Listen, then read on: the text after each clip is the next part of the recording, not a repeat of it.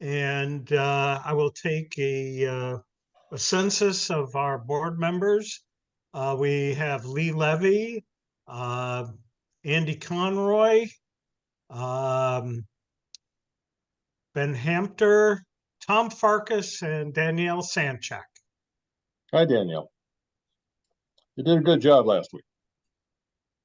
Yes, Danielle, I want to thank you for stepping in my absence. It was good to have my first vacation in 2 years. So did get away. So in that, I'm opening the hearing. To all those attending, good evening and welcome to the March 21st meeting of the Zoning Board of Appeals. For all present, let's spend a few minutes reviewing how this meeting will be conducted. For the first 2 hours prior to 9 p.m., we shall hold a public hearing on the applications that you received a notice on and that were listed in the Norwalk Hour for the hearing. After the application is announced by the chair and read by the secretary, the applicant will state his or her name for the record and then present the appeal or relief being sought. Please present those zoning issues that are relevant to the practical difficulties or hardship requiring this application. Also, please present the notice of the receipt of the green cards for mailing. After you or your representative have spoken, those in favor will have the chance to be heard. After that segment, those against the application will have the opportunity to state their opposition for the record.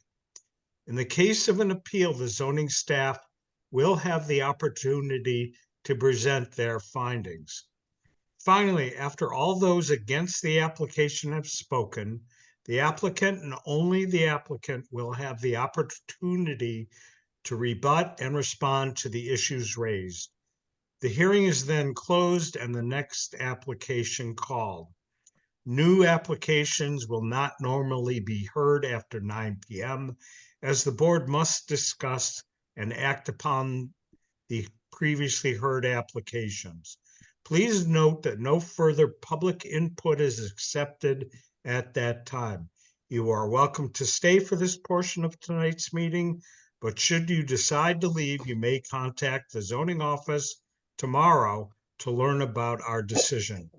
Before we proceed tonight, I must remind you that this hearing is a recorded video conference and will become a matter of permanent public record.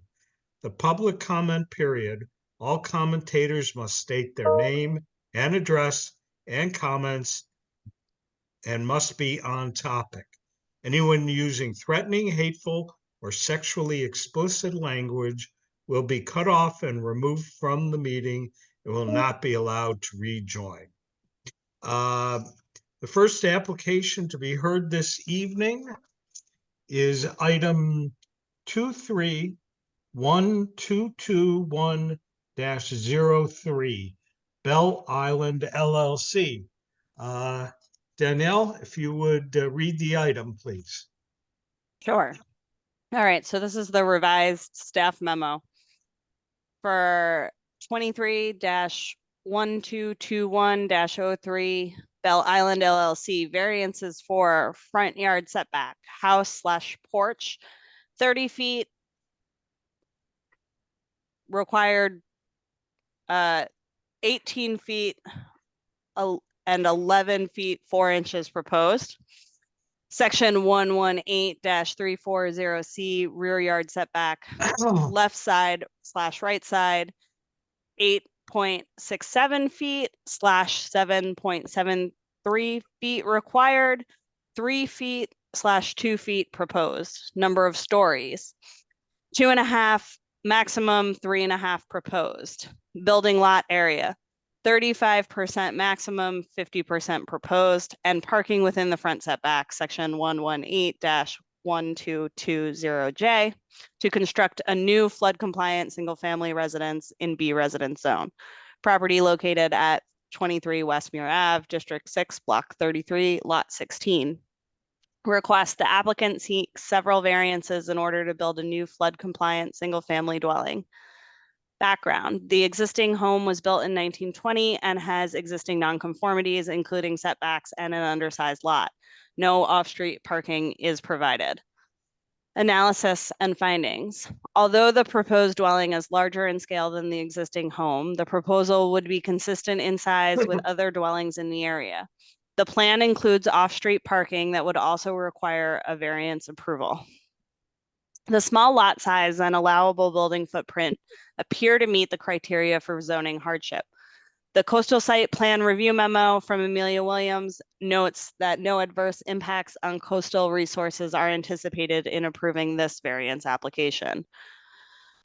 Revised. Plans have been revised to reduce the scope of the project. The request for front setback and rear setback have been reduced, as well as a reduction in the building lot coverage request. There is not a need for a height variance, as the proposal has and continues to comply with height limitations. Height is a calculated average grade around the structure as required. A variance in the number of stories sought because the lowest level, which includes a proposed garage, must be deemed a story per the definition in the zoning regulations. The definition of story is that part of a building between any floor and the floor above, or in its absence, the ceiling or roof above, amended effective 7/30/1982. A story shall constitute a full story where the ceiling is more than 3 feet above the average elevation of the finished grade adjacent to the exterior wall of the street facade, or 2, the lot line is located within a development park as defined herein, the ceiling of which is 3 feet or more above the center line elevation of a development park private way. Any story between a pitched roof and the uppermost full story, the floor of which is not more than 2 feet below the plate, shall be counted as a half story, provided that not more than 60% of the gross floor area is finished for use or occupancy. Except for buildings within a development park, at no point, regardless of topography, shall the number of stories exceed by more than 1 the maximum number of stories as otherwise would be permitted. Very good, thank you. Will the representative for this application please come forward and identify themselves?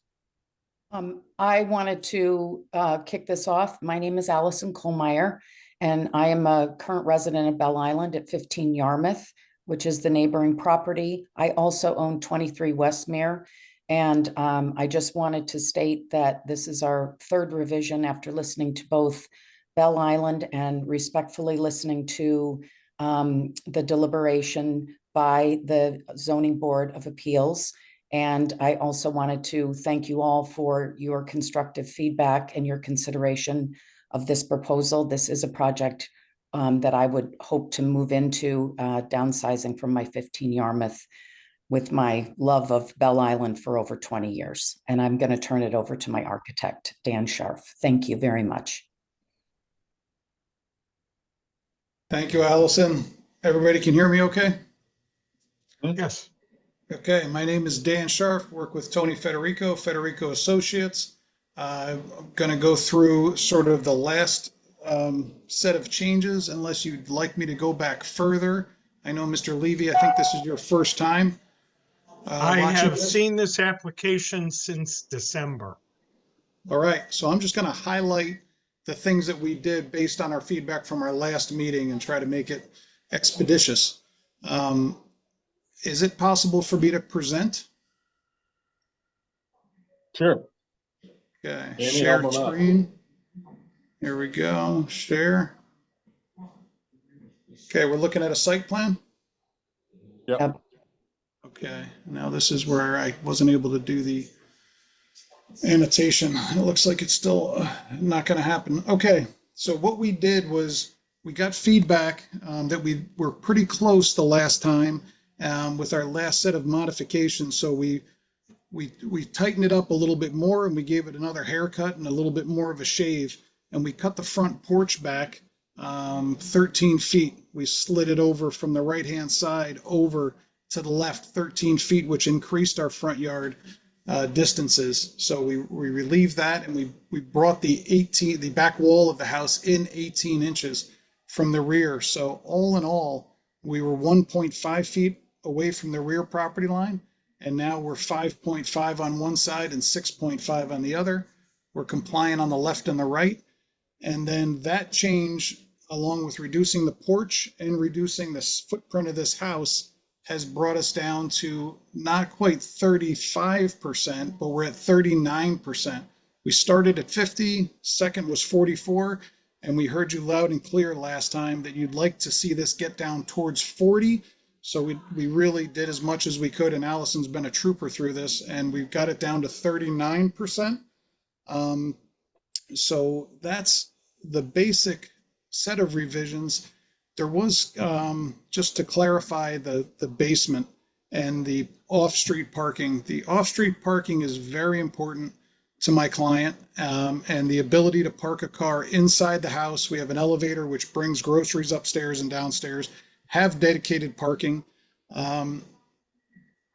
It's very, very important to our client. And I believe, based on the definition of story, as was written in the staff memo, it's very clear that that number one is the applicable factor is the ceiling is more than 3 feet above the average elevation of the finished grade adjacent to the exterior wall of the street facade.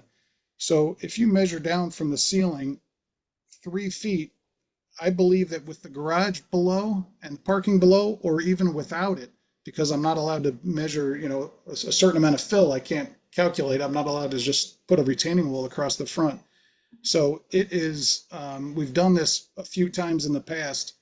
If we investigated not having the garage below and not having the parking, it still makes the basement qualify as a story because the ceiling of the first floor is more than 3 feet above the average elevation of the finished grade.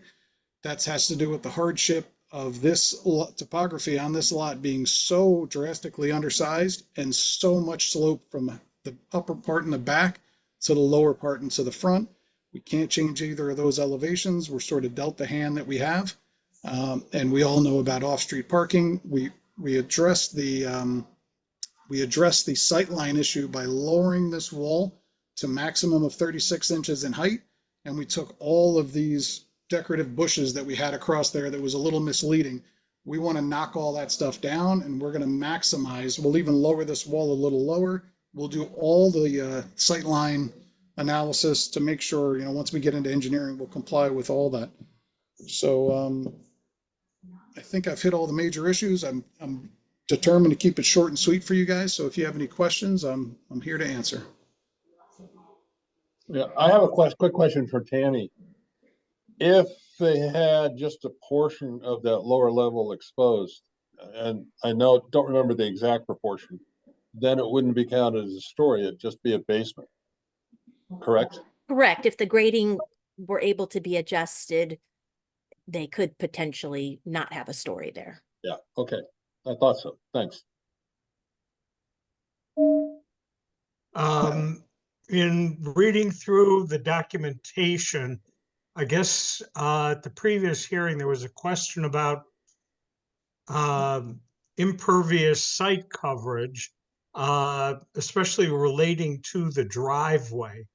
What material are you proposing for the driveway? We're proposing like maybe a pea stone gravel, or we could do some semi-pervious material. Once we get an engineer on board and we do our stormwater situation, we can come up with whatever works. We're open to ideas. Okay, where if it's required by DPW, where would you put any storm water retention? It'd be in this front yard area right here.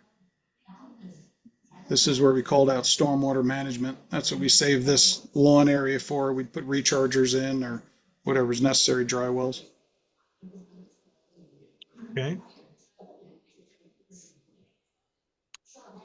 Anybody else with questions of the applicant? Yeah. The original lot coverage was 50% or greater?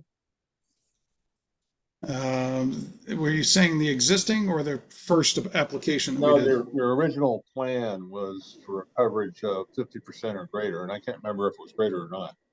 Yeah, I can pull it up for you. But what you have now is 39%. Correct. The existing house is 35%. Sorry, 29%. The max allowable is 35, and we are asking for 4% variance. Yeah, the sightline issue, while you're looking for that information, is egregious, unfortunately. There's the benefit of taking cars off the street, which can't be understated. But there's also a hell of a sightline issue, and that's partly created, if not maximally created, by the garage that goes almost to the street in the neighboring property, which happens to be the same owner. Right. I don't know how you would fix that, but if that garage didn't protrude so close to the road, the sightline issue would be ameliorated in large part. Understood. I mean, if I might interject, I do have problems with that garage. I inherited that garage. And you know, you have to be careful backing in and out. Mostly I try and back into that garage. And Uh-huh. what Dan has proposed in bringing that wall down, currently there's a hedge there. Again, I inherited that and I haven't lived there, but that hedge I continue to shave because that hedge actually is very detrimental from a sightline perspective. So I appreciate and understand where you're coming from. Backing in and out of something makes a difference. And I don't know if there's a way to put, you know, mirrors on the other side of the street or, you know, on the walls of the retaining walls, but it's, you're just careful. That's all there is to it. Yeah. I think you, the property owner, need to get the Department of Public Works involved. You could probably get some assistance from our common council members and the 6th Taxing District Commission, saying that Westmere has been a problem for a long time. Other streets, of course, are also, but Westmere is egregious because on one side you have stone walls most of the way down it. There's a lot of cars that park on the street and some speed. And the combination of all that makes it pretty dangerous, whether or not you have a garage and a driveway. It's dangerous the way it is right now. Correct. And any way we can reduce that danger, I think would be great. And you should probably have DPW give you some guidance. Okay. Would that be something that you would require before Yeah, granting? I think we should. It doesn't, you know, I'm one of 5. I don't get to dictate what we do, Right. but I think we should add. Yeah, Yeah. That will but be I am- part of our discussion later this evening. sure. I would be happy to do whatever the ZBA recommends that we do. And I agree with you. And, you know, I've lived with it for 20 years. So I'm happy to break that ground and be an advocate for whatever I can be for that, for Westmere. That's More great. than happy. I mean, does taking that hedge out become something that needs to be done? Or just, you know what I mean, getting rid of it? I hate to take CO2, put it back in the air, but I mean, does that have to go? I plan on taking it down. Yes. I mean, I think it's the- necessary. so the reality of it is I have a detached garage. I'm aging. I've got, you know, knees and hip issues, which is why I wanted to put an elevator into 23 Westmere. Having that detached garage, there's a lot of up and down. It's, you know, across my property. My home is on Yarmouth. So quite frankly, that garage, I rarely park in unless I'm, you know, leaving town and want to keep a car off of the street. Can we take 1 second and make sure the people that are listening in know, make sure the people that are listening in know about your property that is immediately adjacent to the Yes. one Yeah. you're requesting? It Right. has a garage that sticks out almost into the road. I mean, it's that close. Yeah, can you see it? It's up. Yeah. I think mean, it's on the diagram. you're on, yeah. I mean, that's something that I inherited. I did not put that there. So you know, But that does create more of a problem than exists anyway. you're doing a lot of good things, and I think you need to take the next step and get DPW involved to get you some advice, and because they may have other ideas. I'm not an engineer or traffic engineer, and they have, for me, in the past, come up with good stuff. And I think that you get the local politicians to help you, and you get DPW to give advice on Westmere itself. So not just you, but the others all along that street. I wanted to remind everyone, I neglected to do that at the start, that the decision must be made tonight on this item. We're timing out.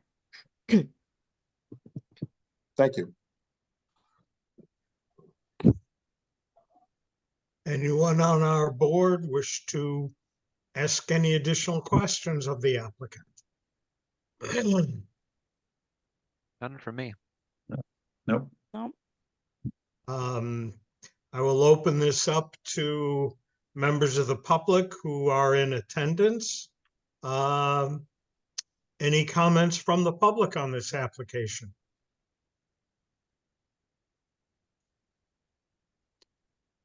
Tammy, you're muted.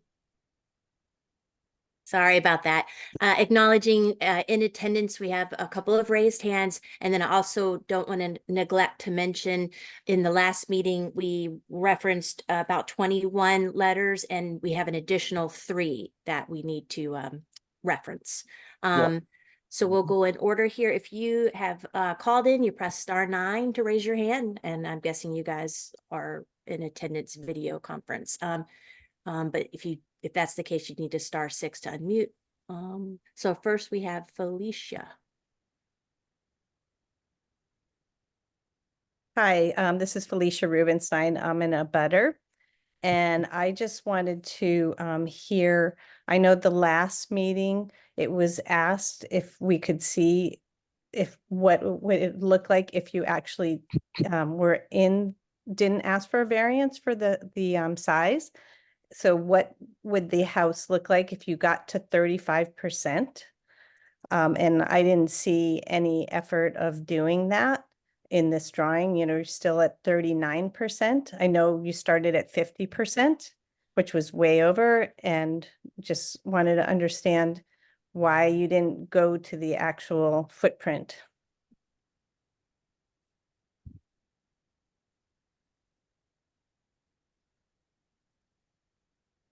Does the applicant wish to Dan? respond to that? Okay, I thought I had to wait till the end. Yeah, we Fine. did take that into consideration, and we came down, as mentioned, from 50 to 44 to 39. And we sort of hit what we thought was a pretty hard stop with the size of the house, because it is coming in at about 1,000 square foot per floor. We took an entire bedroom out of it. And we pushed the house farther forward, and really, I think made a really good attempt at doing it, but trying to match the maximum coverage of a piece of property that should be 6,250 square feet, where we're 2,736, less than 50% of that maximum size. I feel that a 4% variance is very conservative. Thank you for that. Can I ask more of a question, or is that it? Go right ahead. Okay, so just the way that it's designed and what you're covering is going to completely block our house and view. And so it's like we're basically staring at your house, and where if you had, so you've moved it forward, which is what we've been protesting all along. So I would have liked to have seen a change in that area. If you had cut it back, and that would have made the difference for us. I would have to say that we didn't move the house forward. We took the rear wall of the house and moved it into the footprint an extra 18 inches. The front wall of the house is where it's been. It's further back than our first proposal. We did push the front wall further back. in the second revision, and now in the third revision, we just took the back wall and moved it forward. So we're trying to split that difference and make the setback sort of centered, not ask for everything on one side, just sort of split the difference. But And in also, reality, and also an attempt to listen to the Bell Island Improvement Association, who were concerned about the pathways. That was one of the things that we heard from early meetings. And along those lines, I didn't object to all the building that went on South Beach that blocked all of my views from the second floor of my house. That's something that happens in a tight neighborhood where we live. So I apologize, but all I'm trying to do is improve my property and listen to all the complaints of all the neighbors. and Allison's been very adamant that we respect the side yard setbacks at all times. So we're not asking for any variances for side yard setbacks. It's really just dealing with the hardship case of the front and the back, and we're trying to keep it as close to what's there as possible and improve upon what's there. So let me understand this. It seemed to me that you increased the setback at the rear up toward the neighbor who's on Yarmouth. And the pathway has more room between your back wall and the pathway and the rear of the house. Correct. On each side of the house, you have maintained the distance that exists. Is that correct? Correct. In the front of the house, you say you have Hold on. not extended, wait a minute. In the front of the, I'm doing all four. The front of the house, you have not moved it forward. Is that correct? Correct. In fact, yes, The correct. height of the house met the zoning criteria. Correct. The height of the house, even with the possible basement garage, it still is within the height restrictions. What Correct. comes up is that you would need a variance for stories because the lower basement area then becomes a story. Correct. Mhm. That's pretty much it. I mean, go ahead. If I can correct, the front of the house is moving significantly from where it is existing now, and that's the difference. Yeah, the existing front yard setback was 21.6 feet on the survey, and our current design is 19.3 to the right side, and then 19.9 to the kitchen bump out to the main house. So that would be a slide forward of 1.3 feet. And then there's the uncovered porch that goes to 15.3. So I would say that the house is a couple of feet, and the front porch is 21.6 minus 15.3, so 6.3 feet for an uncovered porch. And what we're doing is trying to really stay in line with all the neighbors. We have another survey that we did that, if you'd like to see it again, it's really just trying to keep everything in line with all these undersized lots, is to just have it blend in with the neighborhood. Okay, Okay. next up we have, I just want to make sure that we're accurate. So the discussion of the rear wall is accurate, discussion of the side walls is accurate, and the discussion of the front was off by about 1.1 feet. Correct. All right, so I've got it. Thanks. Yep. Okay, next we have Amy Zapatakis.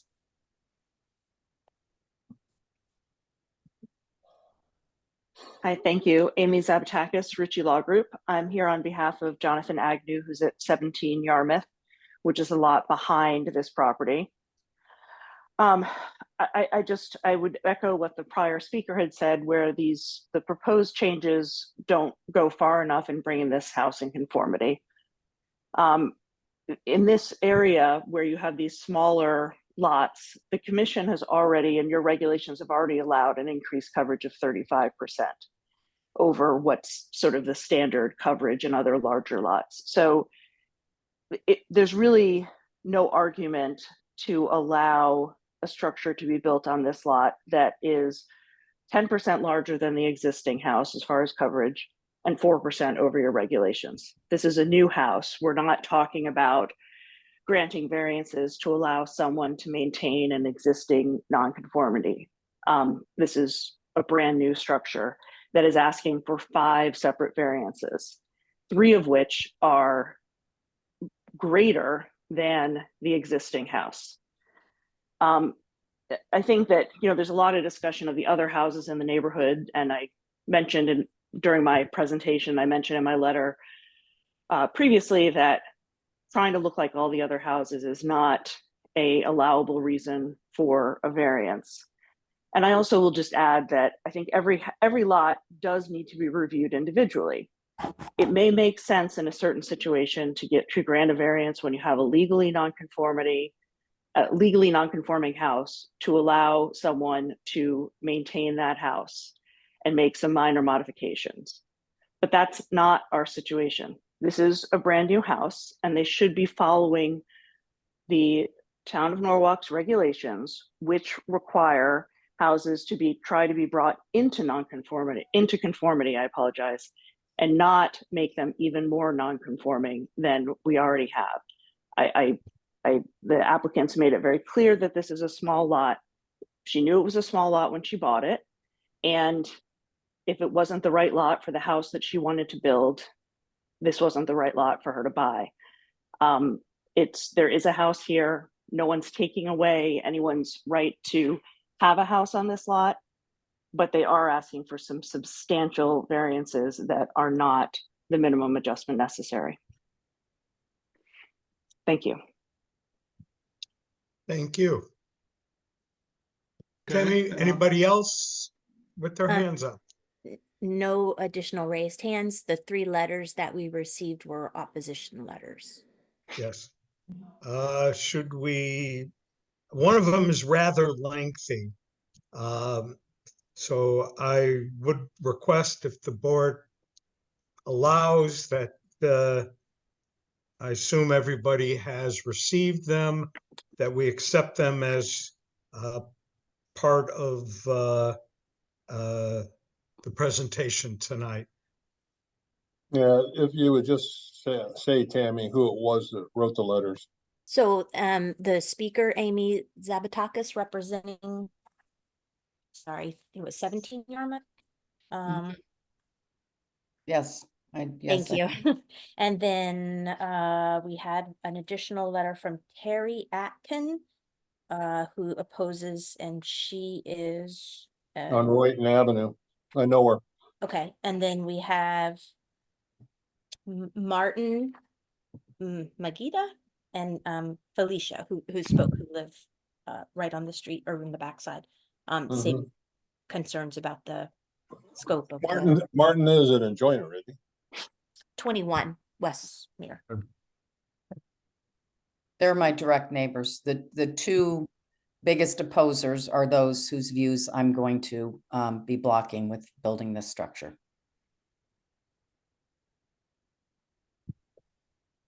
So let me get one last fact straight.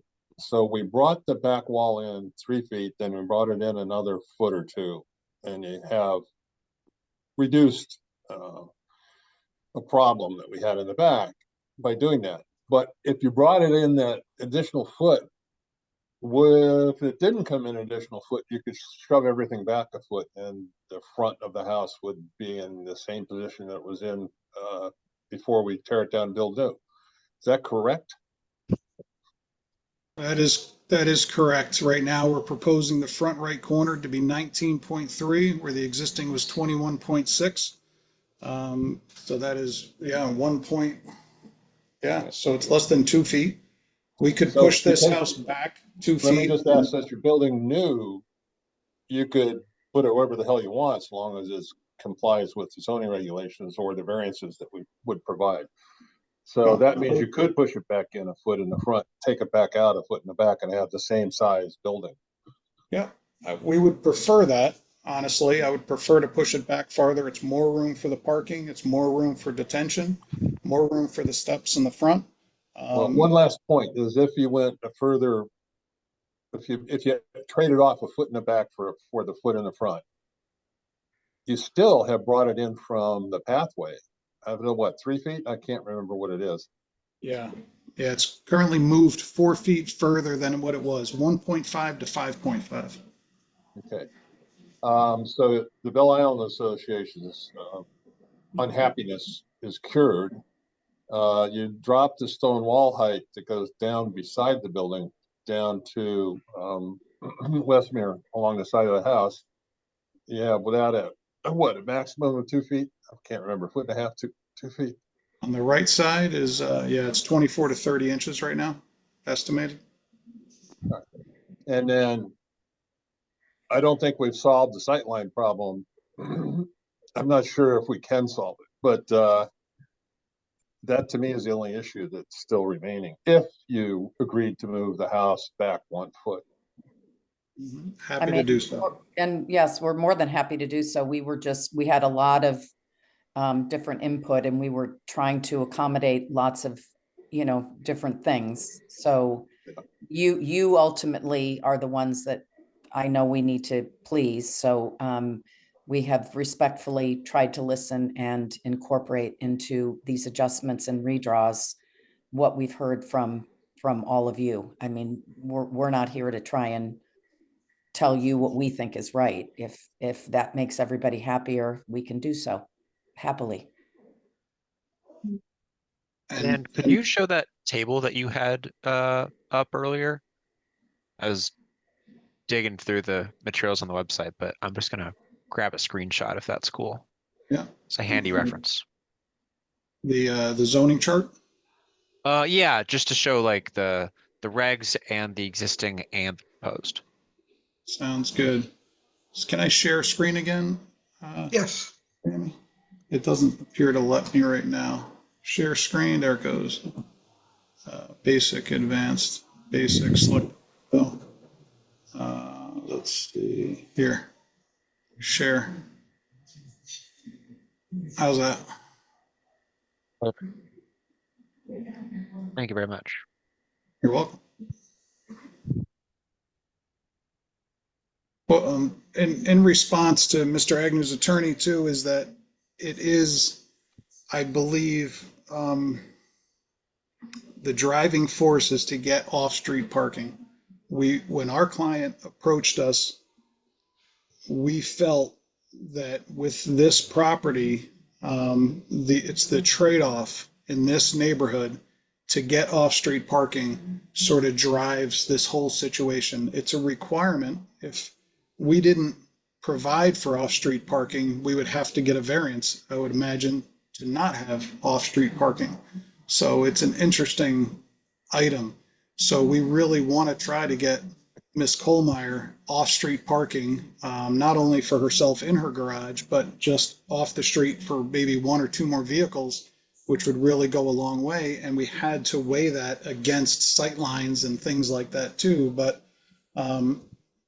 we had that's really the driving force. Get a car into the basement and give her the convenience of off-street parking in an enclosed space, which really just drives the bus on this design. And how can we minimally sort of afford that to make that happen?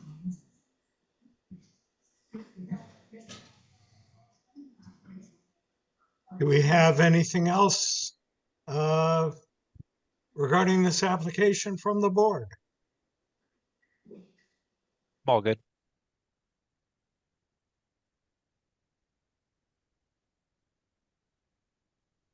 And once again, would like to thank everybody for all of their feedback and consideration. It's much appreciated. I know this has been an arduous process. Okay, not hearing any other questions or comments from our board, I will close this item and we will move forward on it after we've gone through the full agenda. I want to thank the applicants very much for the presentation. The next item on our agenda tonight is item 24-0118-01, Joanna Smith. Danielle? Yep. This is 281. Yeah. So the staff memo is the same from last week, Tammy? Okay. So I'll read it again. 24-0118-01, Joanne Smith, variance for front setback, 13.5 feet proposed, 30 feet required, 6.2 feet to existing front porch, section 118-350C, for a proposed one-story northerly addition and a two-story southerly addition, and variance of parking within the front setback. Section 118-1220J, at an existing single-family residence in C residence zone. Property is located at 281 East Ave, District 3, Block 42, Lot 22. Request: the applicant seeks variance to add living space and attached garage with storage to an existing dwelling. Background: the single-family home was built in 1930. There are existing nonconformities with the location of the structure and exterior parking. There is an unpermitted lower level unit that will be removed with this proposal. Analysis and findings: the proposed addition to the home will be consistent with other newer homes along East Avenue. The home will remain out of the flood zone. Coastal site plan review and approval from the P&Z Commission will be required subsequent to any variance granted. Amelia Williams notes in her coastal review memo that the front setback variance would allow for construction to be further from tidal waters, but would prefer a decrease in impervious area. The board may consider conditioning any variance grant prohibiting any future living space in the storage area proposed above the garage. Okay, will the representative for this application please come forward? Yes. Hi, Lee. My name is Nicholas. I will be representing Joanne Smith. I would like to share my screen just to start out with our initial proposal to clearly identify how we reduced impervious coverage. Go right ahead. All right, thank you.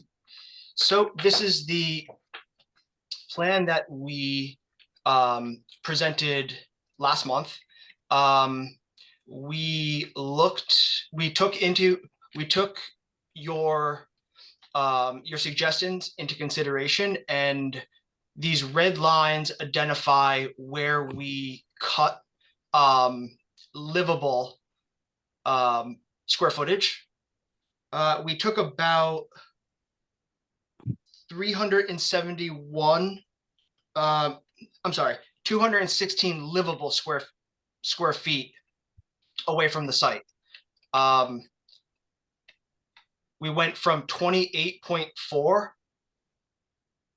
proposed to 25.2 proposed. So a reduction of 2.8%. The current lot has a building at 24% coverage. So we are looking to increase it by 1.4%.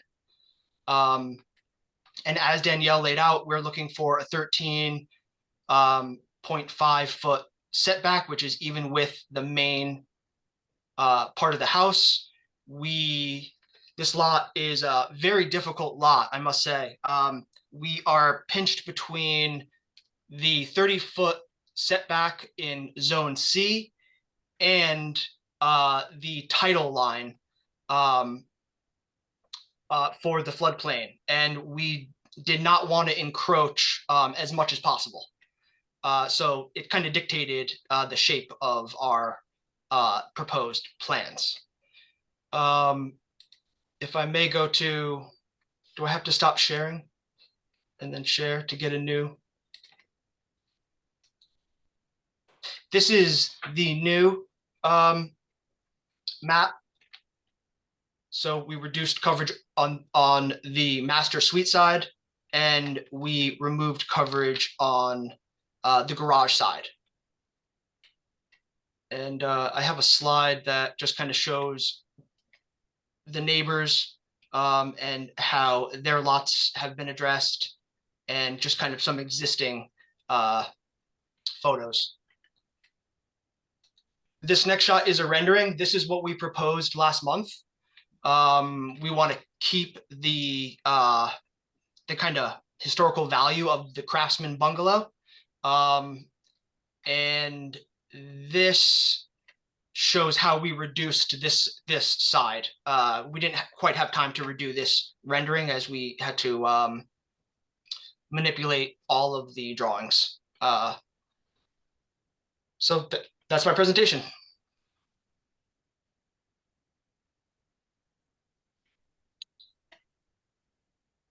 Okay, do we have any board questions from the board members on this modification of the original submission?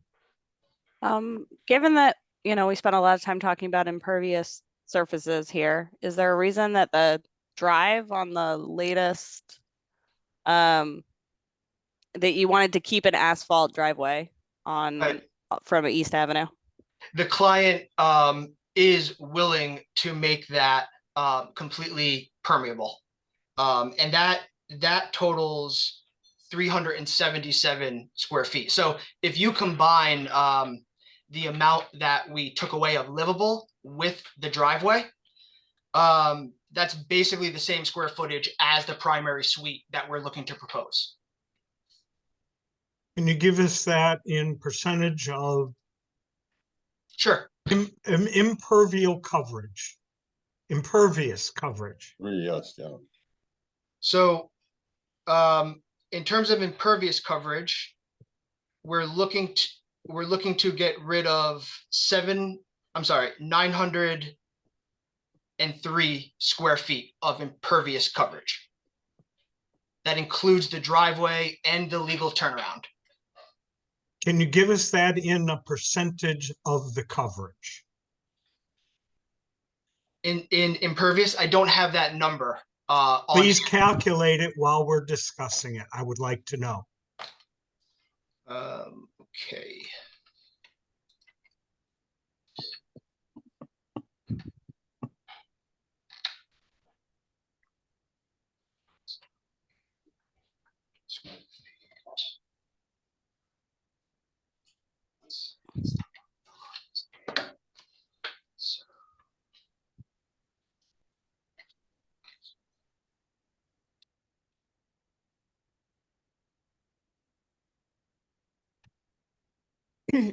Nicholas, I just want to advise you, you can't use strictly the building lot coverage because that doesn't include the driveway to begin with. When the surveyor calculates the building lot coverage, it's the buildings, the roofed over structures. He should have not included the driveway. Well, we looked at it as impervious coverage is impervious coverage, whether it's part of the site or part of the building. Right, but the lot coverage was the current standard that you're under. So it's a lot coverage, not impervious. And going forward, we've changed our regulations, but you're still under the old ones. And I believe the surveyor reflects the old calculation. Just letting you know. I mean, it's going to be reduced, obviously, but Yeah. I don't know if you'll get an accurate percentage based on if you're just referencing the lot coverage that the surveyor provided. Right. Yeah, I'm trying to formulate it.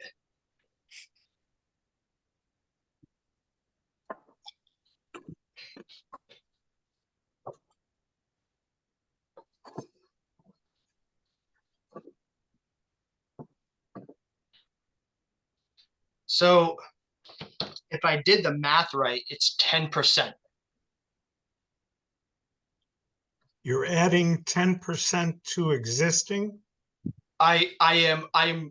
We are looking to reduce the impervious coverage on the lot by 10%.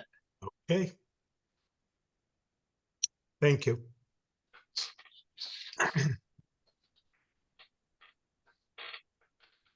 Any additional questions from this board?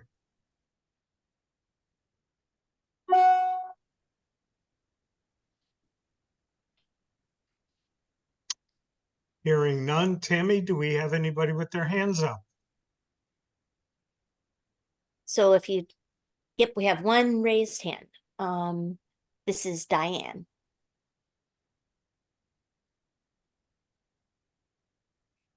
Go ahead, Diane. Good evening. Can you hear me? Yes. Hi, good evening, everyone.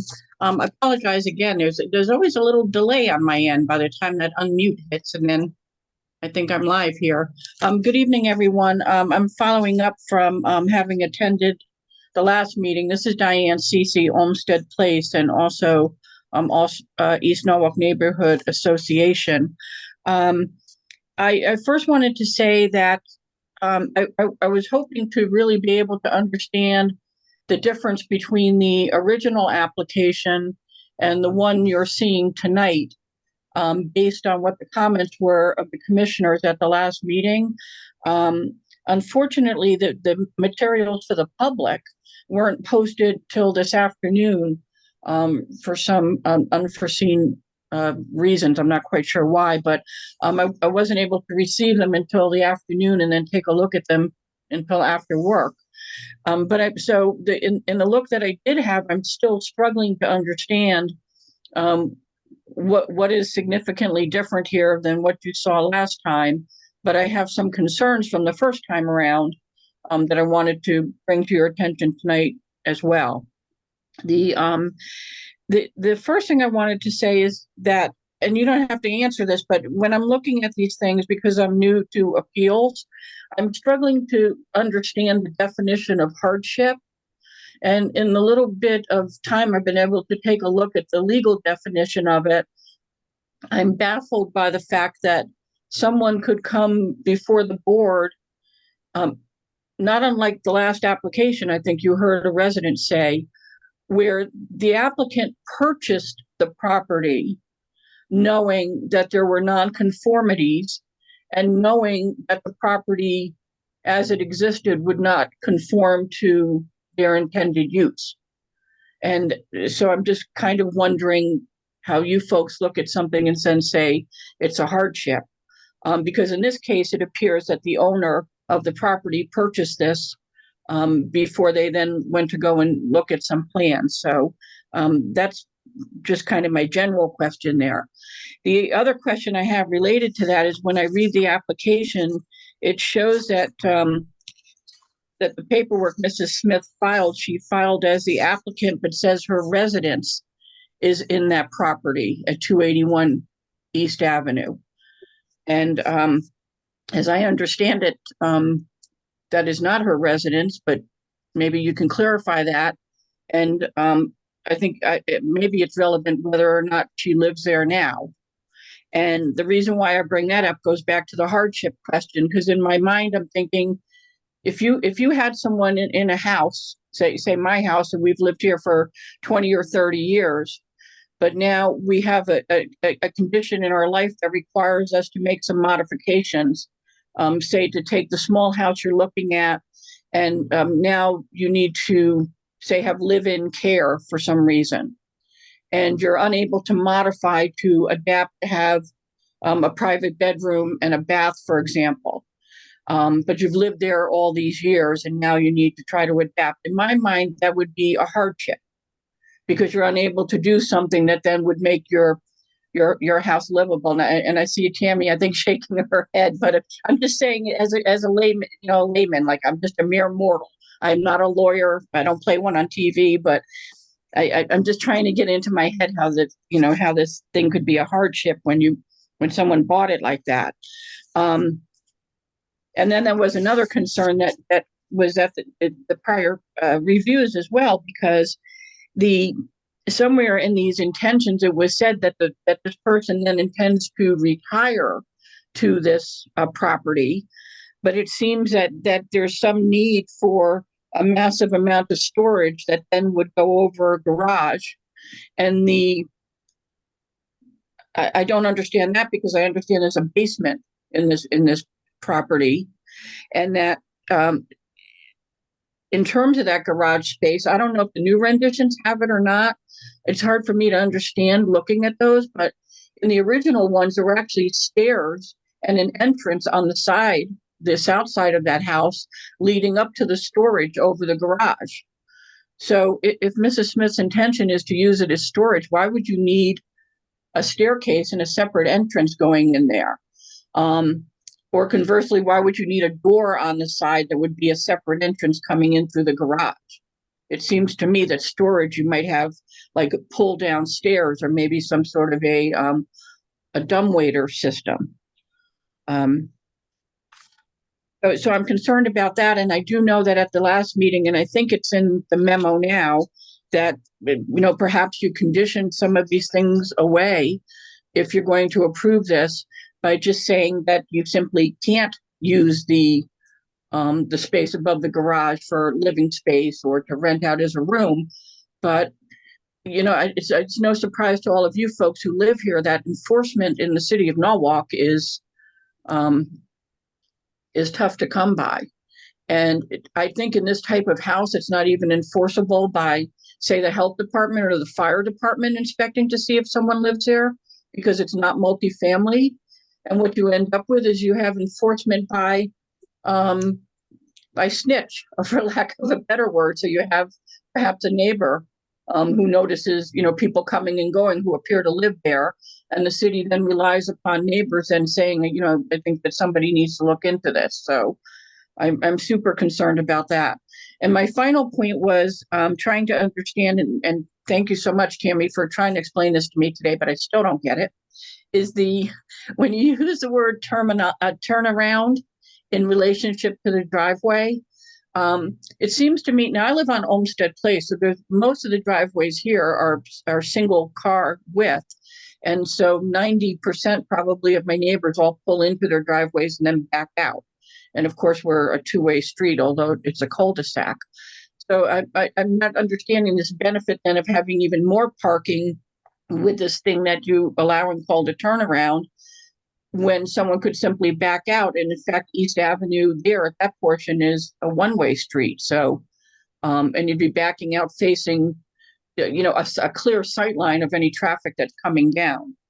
So as much as we all want cars off the street, and sure Mr. Handpeter can speak to this issue with the cars as well, the point is this, I don't know, every time I look at this thing, I'm saying, what is this application actually for in terms of adding on all of this space to this on the north side and the south side, and the space above the garage, and the seemingly lack of use for storage in the basement. I think that's it. I probably forgot a few things. I'm sorry for blabbering on, but those are my concerns. And I would say in the beginning as well that I was neither opposed nor in favor. I didn't know that's how you sign up for these things, but given some of the concerns that I just gave you right now, I would say that I hope you, if you're going to approve this, you put a lot of conditions on it that are reasonable and enforceable. And thank you all very much. Thank you, Diane. Appreciate your comments. I would like to address one of them myself. I think this board looks at all applications relating to hardship very diligently, very carefully, and consider all possible options. And there's no, at least in my mind, no one set of criteria that we can use for all projects. They're all very different. And that's why we have hearings. Tammy, would you like to address a couple of the items that were seemingly pointed your way? Sure. So we'll start with the latter issue regarding the hammerhead or turnaround key. So staff historically for probably more than 30 years, even though it appears nowhere in the regulations, allows when especially coming out of a garage, a turn key that would then, when you're backing from the garage, you could turn so that you're pulling nose out into the oncoming traffic. And it's limited to 8 by 10. And the hope of that is that people will then not park there. It's a small enough pad to be able to do a 3-point turn to get in and out. And we just allow that as of right, as an allowance. The other question, so I can read an excerpt that might help clarify things. It may further confound folks, but I'll just state a couple sentences. This comes from a reference taken from a city source.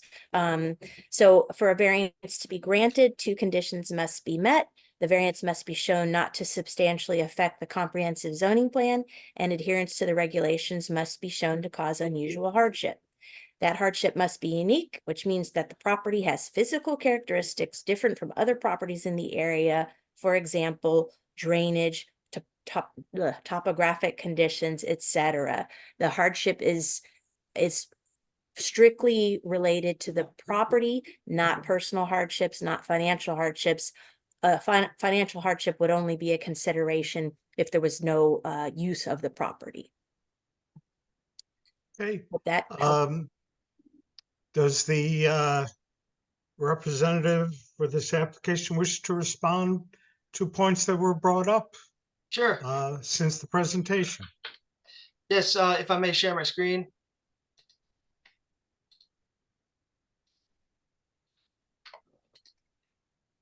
Can you see the rendering? Yes. Okay.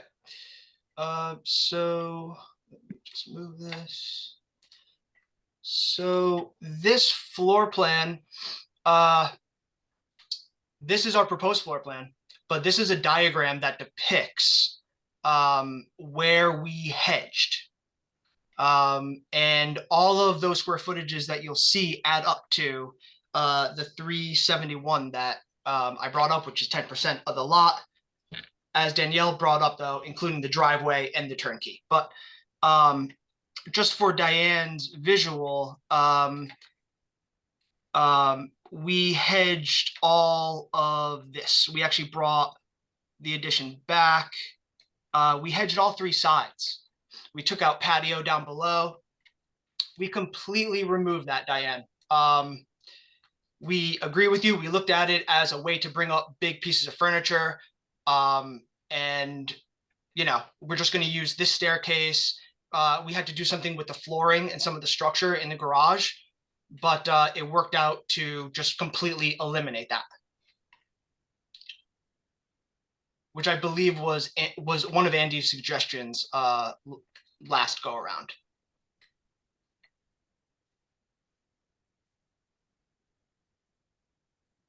So the total space reduction of living space was 370 something square feet?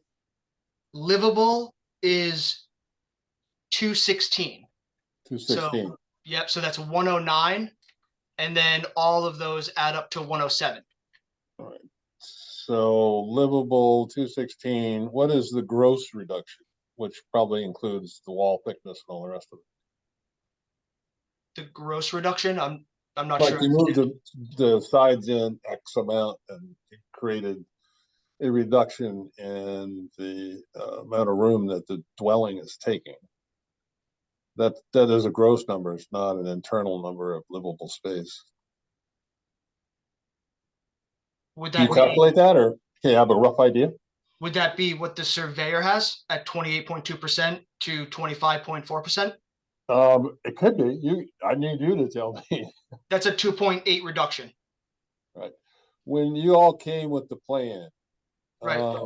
What hardship did you say that you were having to contend with? Sure.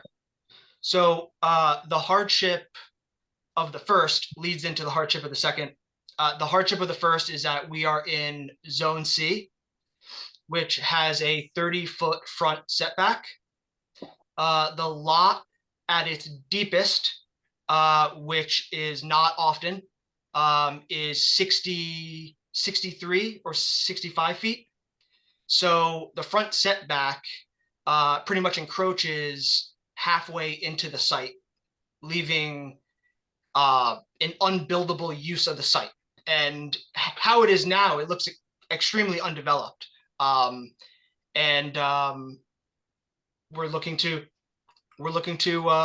put these additions on to get parking out of the street. That's the second variance, is to park in the front setback.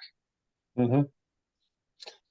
The increase of the size of the house is a preference, and that doesn't meet the need for variances.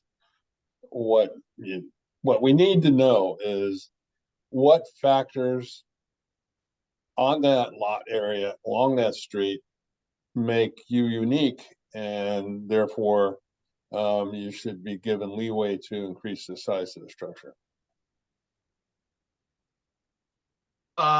It would be the depth of the lot.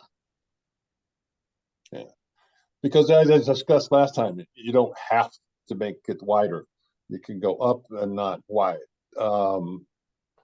So I'm not inclined to improve this when we get down the pike, because I think you could do that.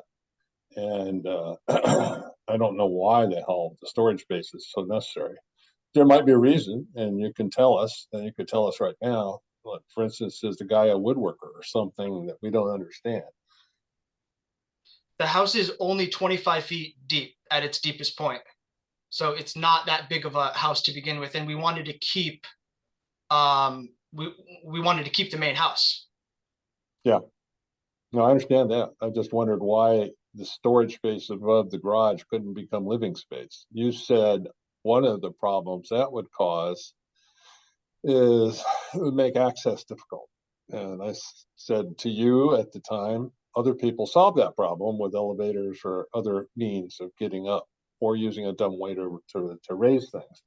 I'm still not thrilled with the idea of increasing the width of the house. All other issues aside, I just don't know why that there's a hardship involved in that. I don't see one. Well, in order to get cars out of the street, we have to encroach in the front setback. Well, that's one thing. I'm talking the width of the building. I'm not talking about what you said is correct. I'm not arguing that.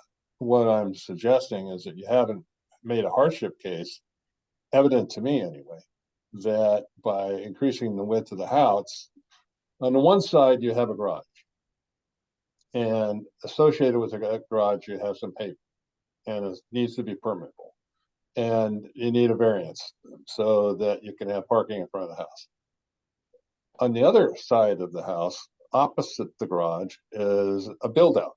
Now, you did reduce the size of the build out, I see that, but it's still there. And I was curious, since that's a preference. That's not a we must have because of the lot size and shape. That's a preference. Well, my client is of the elderly, and as we saw during a horrible time in America, first floor masters and in-law suites on the first floor really brought a lot of families together. So, you know, the hardship of bringing out the width of the lot, we're not technically encroaching in the side setback. And we're also pinched up against the tidal flood zone. We don't want to encroach on the critters and have to go into any of that regulation. You still haven't explained why you can't build above the garage and just put in an elevator. That you have not explained. Why we can't build above the garage? Yeah, you are building above the garage. You're just calling it storage. Right. But why aren't we allowed to have storage above the garage? No, you are allowed to, I think. I don't know what variance is required. I don't think any. But at the same time, that would eliminate the need for the build out on the other side of the building. It's just above the garage is not so comfortable because this is an old house and the height of the house is 22 feet high. So it deems above the garage not so livable and just not a pleasant, habitable, safe space to live. And you couldn't build it that way? I take it you're building the structure, the garage that doesn't exist now or is being modified. Well, we would have to modify the main. We wanted to make we wanted to make this shape subordinate. Look at your elevation. I just don't understand why that can't be living space above the garage. And therefore cut off the addition that's on the opposite side of the building. Therefore, you don't make the building too wide, but you do go up. I can see going up. That makes sense. I just don't think you meet the requirements of a variance. You don't think we meet the requirements of the variance for that side of the house, but for the garage? No, for the expansion within the property size. Yeah, I think that you could stay pretty much, not entirely, but pretty much the current footprint and go up as opposed to out. And that was what I was saying last time. And I still haven't heard a real good reason why you can't do that. And that's where you get into, maybe there's a practical difficulty. I don't know. And I'm sure you studied the statutes and you understand what I'm talking about. In addition to a variance, you can have a practical difficulty. That usually is like a big granite mound in the middle that you have to remove it. And you don't want to remove it because of the some other issues with the lot. That kind of weird thing. It's harder to even prove than the need for a variance. But I haven't heard what would convince me that there aren't other ways to do this and that you necessarily have to build it the way you do. Well, there's no other spot to put a first floor master. There's no other spot to put a first floor primary. Hey, Lee, you want to jump in? I know where you're going with this, Andy. Yeah. I understand the practical need for a first floor suite from the applicant's perspective. I would say the building over the garage, usable space, and the installation of an elevator would probably be equal to or less than the addition on the north end of this house.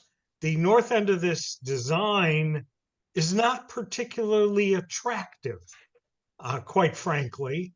I find more interest on the south end of the house with the gabled dormer and such. And I think an effort made to follow that direction with the additional space would probably be more in keeping of what we are looking for. You know, as Andy said, you know, what is the hardship we have to look at? And I'm personally not hearing a really good reason to grant that approval. You know, so I'm puzzled a bit by this. The other question I'd like to ask is, have you spoken to DPW regarding stormwater on this site? Not yet, no. You have any inkling of what it would take to satisfy DPW? Yes, we have a site engineer who is ready to perform all of the drainage calcs and satisfy all of those requirements. Well, it would have been nice to hear that this evening. Because in some ways, the application is not complete without those sort of investigations and answers. Well, there's plenty of green space to address all of that. Okay, you say so. DPW may see it differently. I don't know, but I was just asking. Are you steadfast about putting the storage above there? Is it basement? What's wrong with the basement? Is it compromised? Is it damp? Is it not suitable for storage? So part of the existing house is going to be like a media room down there, but it is a basement, and you know, we don't, first off, we don't know what the lot is made of. So even though I am showing space here with access, I don't actually know if that is going to be for storage. And this is unexcavated. So there is storage in the basement, but not enough for a family of this lot size. Let me interrupt a second. You're telling us you don't know what is under the north addition in terms of subsurface conditions, yet I asked the question about drainage and retention, and to me, it sounded like, well, you already know what those subsurface conditions are, and they would certainly play a great part in, what kind of retention you can have on the site. Sure. I don't know what is in the ground, to answer your question. Okay. Any other questions from the board? Tammy, do we have any hands raised on this application? No additional hands are raised. Okay. If I don't hear anything else from any other board members, we'll close this application and move on to the next one. Lee, do you want to ask the presenter if he wants, and I think we probably have a month or two to go yet. Does he want to keep the application open to bring us the information you were asking for? Well, I will ask that of Mr. Renzulli. Do you want to keep this keep this application open so you can fully respond to the questions we have raised that you have not been able to answer this evening? Yes, sir. Okay, very well. We will keep this application open, and you'll come back to us next month with the answers we seek. Yes, and if I may, we will heavily look into that primary and see what we can do with that. Thank you. All right. Very Good. good. Thank you very much. Okay. The next item this evening is 24-0215-02. Carol Hayes, property located at 19 Westmere Avenue. Will the applicant please identify themselves? Gotta unmute. Unmute. Make sure you're Carol? not on mute. Unmute yourself. Good evening, Christopher Reeb from Lucci Electric for Carol Hayes, who resides at 19 Westmere Avenue. Sorry about that. Hi, Carol. We were here last month to propose a standby generator in the right rear corner of her lot, and a variance for the propane tanks in the front of the house. Upon realizing that the fill needed to be somewhere 12 feet high in the air, we revisited the site a few weeks ago and found a location that we could put 3 120-gallon tanks along the back of her house in the northeast corner, which would require a rear variance, a rear setback variance. I believe the board agreed with our generator location, as there was very limited options as to where that could go. So if I understood it correctly, we're really here tonight to talk about the propane tank location. Does everyone see the map? Yes. That summary was correct. Thank you.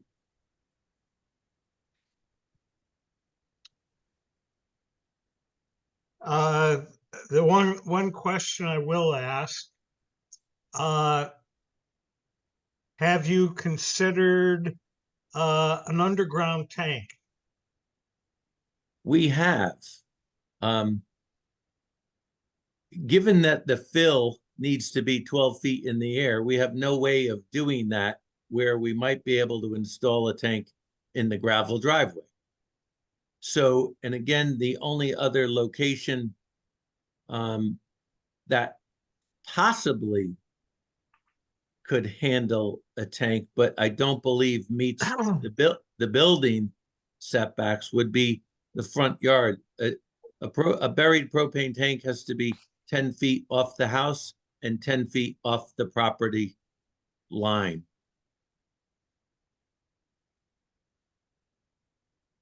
Do you have any restrictions with the tank location, given windows in the rear of the residence? We're below the windows, so we satisfy those requirements. Are you absolutely sure that I you're am, permitted to have a tank below an operable window? I am. Okay.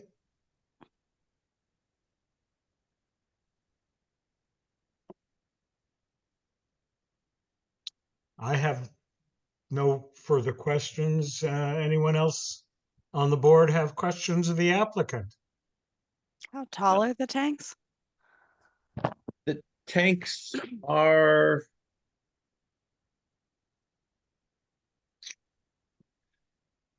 34 inches.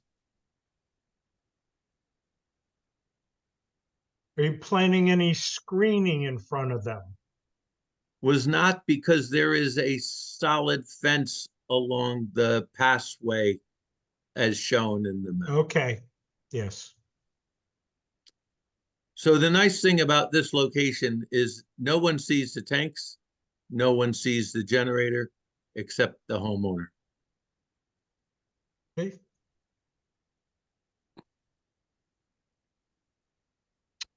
Tammy, do we have any hands up? No raised hands. We have a new guest, if a new attendee, if you've called in and you want to speak, you have to press *9 to raise your hand and *6 to unmute. No raised hands. Okay. Any final questions from the Oh, board? sorry. I'm sorry. We got a raised hand here. Sorry, it came in late. Okay. This is Carrie. Go ahead, Carrie. Hi, I just had a quick question. I know that a lot of the fence lines along the passway, some of them actually cut into the passway, even though they're not supposed to actually get onto the property. Is there a way to confirm that if that propane tank goes in, that fence line is definitely not over the line? Because a few of the, I'm not sure if that one in particular is or isn't, but can we just be clear that that's part of the proposal, that if the existing fence line does go over into the passway, that it has to be moved forward, or just to make sure that the propane tanks don't go over that line? I can bring the map back up. Do you want me to bring it back up? The fence does encroach. The fence encroaches by 1 foot 3 inches on the left and 1 foot on the right. The propane tanks will definitely not encroach on the passway line.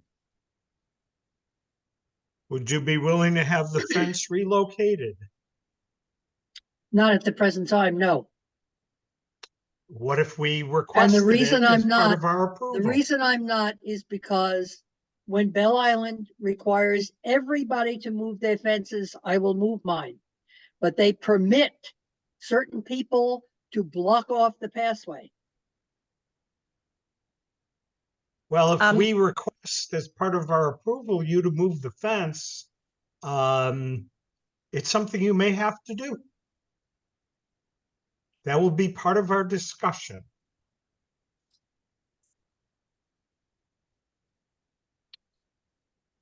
So Any other questions from the board? If I may, I believe the concern is that if you walk that passway, and I realize in saying this that one wrong doesn't make a right, that's for sure. But there are a number of fences that We are not area. dealing with other fences tonight. We are dealing with this property. That is the only one within our purview tonight. But what does it have to do? That those pathways are not Norwalk pathways. They belong to Bell Island, as I understand it. And what Maybe. really does the position of that fence have to do with the location of my tanks. Nobody's seeing them. They're not encroaching the pathway. I have a brand new survey and there are markers. Very All right. well. It'll If- be if If I can discussed. clarify, as Carrie Fowler, I'm sorry to interrupt. There actually aren't any other fences that encroach along into the pathway.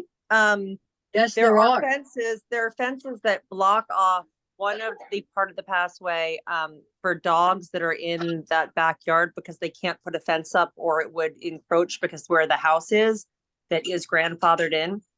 And those gates are open to the public to cut through, which is why they have latches. It's not a solid gate, it's a walk through. And we walk the pathways every October to make sure that that stays open. And there's a sign outside of it for people to go through. I'm not trying to create a problem. It's just that because the pathway is a community property that all of us pay for, and we pay dues to maintain those properties as open space.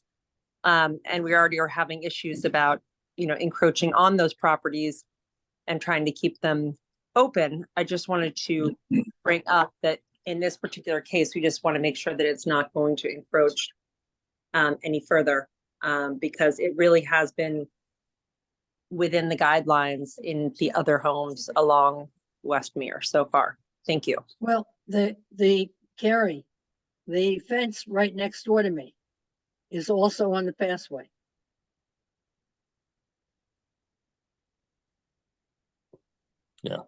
So the I tanks. don't think the board should be in the middle of a pathway. I don't think so either. dispute. Let me just find out something real quickly though. How long have you had that fence in the position that it's in right now?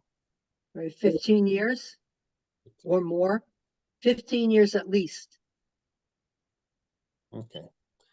And no one from Bell Island said they wanted you to move the fence. No, Okay, thanks. thanks.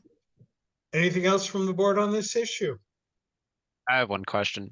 If the fence was moved hypothetically, would that block access to like service the tanks or do whatever else you need to do with them? Would not. No? Okay, thank you. Very good. Not hearing anything else. I will close this item and we will discuss it further, the conclusion of this portion of our hearing. Moving on, the next item is 24-0321-01 Cedric and Teresa Probst, property located at 48 Burchard Lane. Danielle? Yep. All right.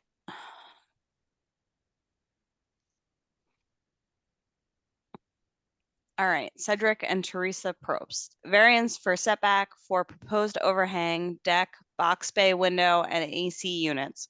40 feet required, overhang 36.6 feet, deck 26.4, box bay window 37 feet, and AC units 36.5 feet proposed. Section 118-330C1B for existing family dwelling in a residence zone, property located at 48 Burchard Lane, District 5, Block 82, Lot 220. Request: the applicant seeks relief to allow additional roof overhang encroachment. 2-foot projection is allowed per regulations, as well as a small encroachment for both the proposed bay window and replacement AC condenser units. Background: this is an existing single family built in 1975. The home is situated on a rear lot. As such, the required setbacks are 40 feet from all property lines. Both the dwelling and the deck are existing non-conforming. Analysis and findings: the chief building inspector issued a notice of violation for unsafe structure for the existing non-conforming deck on March 5th, 2024. As such, replacement in kind of the deck to make safe will be allowed by administrative approval without the need for variance as initially sought. The installation of propane tanks under the deck footprint would not necessitate a variance grant, as they can be administratively approved since they do not further encroach into the setback. While staff does not identify a zoning hardship per se, the other requests are noted by the applicant are minimal in nature. While the property lies within the coastal area management, Amelia Williams notes in her report that the project is exempt from coastal site plan review. Okay, will the representative for this application please step forward and identify yourself? Thank you, Mr. Chairman. For the record, my name is Liz Succi. I am a partner at Carmody, Torrance, Van Dyck, and Hennessy, 1055 Washington Boulevard in Stamford. And I represent the owners of the property, Cedric and Teresa Probst, the owners and applicant on the application before you. They are present tonight in the event that you have any questions of them. Also present is Louis Contadino, and he is the project architect.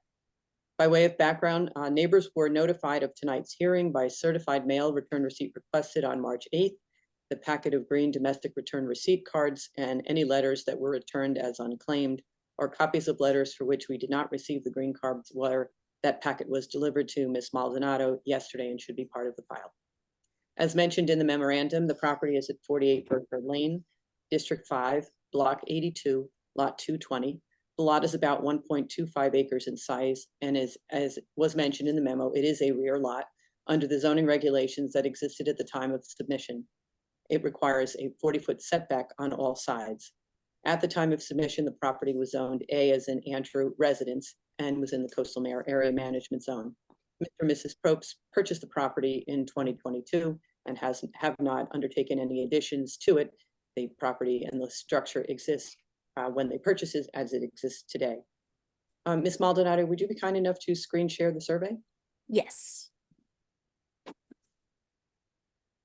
So as she is doing that, as I mentioned, the single family residence was constructed around 1975. There is an existing wraparound deck on the eastern and southern facades, which was constructed around 2010. Of note is the fact that the reason the house is non-conforming is that rear wall that Ms. Maldonado is using the cursor to identify does not conform with the 40-foot setback. For whatever reason, it was constructed slightly closer than 40 feet. You'll notice 38.3 and in that location, and then that dotted line represents the setback, and the solid line represents that corner, that facade of the house. So the eastern rear deck of the structure intrudes anywhere between about 1 foot and 1.5 feet into the setback. So instead of 40 feet, it is 38.5 there about that wall of the house along that eastern facade. The proposal is to renovate the deck, and as Ms. Maldonado indicated, per the building department's letter of unsafe structure, that deck will be reconstructed without the need for variance. We had requested a variance for that deck, but that was prior to when the building department reviewed our request to determine it was an unsafe structure. And then that letter was issued, so no variance is necessary to reconstruct the deck. We're also seeking approval for a small box bay window that's approximately 18 inches deep. And the reason that we need a variance for that is, once again, the house does not meet the required setback on that side of the property. Had it met the setback, we would be entitled to a 2-foot intrusion into the setback or an architectural feature such as a bay window. But since it's a non-conforming side of the house, the staff has always taken the position that a variance would be required. There is a roof overhang that Mr. Contadino will explain that for which we're seeking a variance. And lastly, we are seeking to replace the existing AC units that Ms. Maldonado is circling with units in the same location. And that requires a variance since those two are located within the setback. Ms. Maldonado, could you share the Mr. Contadino? And at this point, I'd like to have Mr. Contadino walk you through the plans. And if you have any questions, we're certainly happy to answer them at any time. Thank you. Ms. Maldonado, are you bringing up the plans? Yep, just 1 second, please. Thank you. While she is doing that, I just wanted to advise you that the property owner that's directly adjacent to that eastern line of the house, the rear of the house. It is the former Beiersdorf property, now owned by Van Dyke Baylor, and that is an industrial commercial property to the east. I have received a phone call today from Matthew Smith, who is the property owner to the south, and he expressed no objection to the proposal. And I believe in the record there is also a report from the property owner to the west, Mr. Excuse me. Mr. Contadino, could you walk the board through? Sure. If you'd go to SK8, I think that explains things the best, and we're reaching our deadline of 9, so I'll make this short and sweet. I was retained by the client to give this 1975 house a facelift. Part of my considerations were to open up the house as best they could, to take advantage of what will be a very park-like landscape setting. The house, as you've been told, was built in the 70s. Nothing's been done since. It's in a very bad state of disrepair.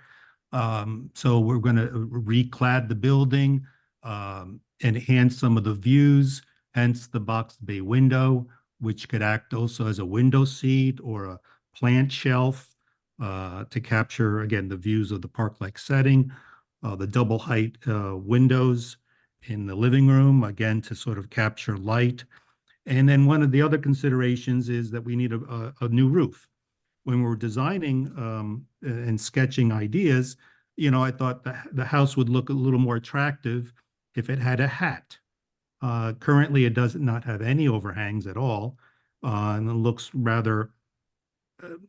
It's lacking a quality. It's lacking an interest of shades and shadows and such. So, but then, you know, so yeah, we like the idea of an overhang, a roof, a hat to my house. And then we found out that we had this setback issue. Well, we can add the overhangs to 3 sides of the house, but not the 4th. Hence, we're here this evening.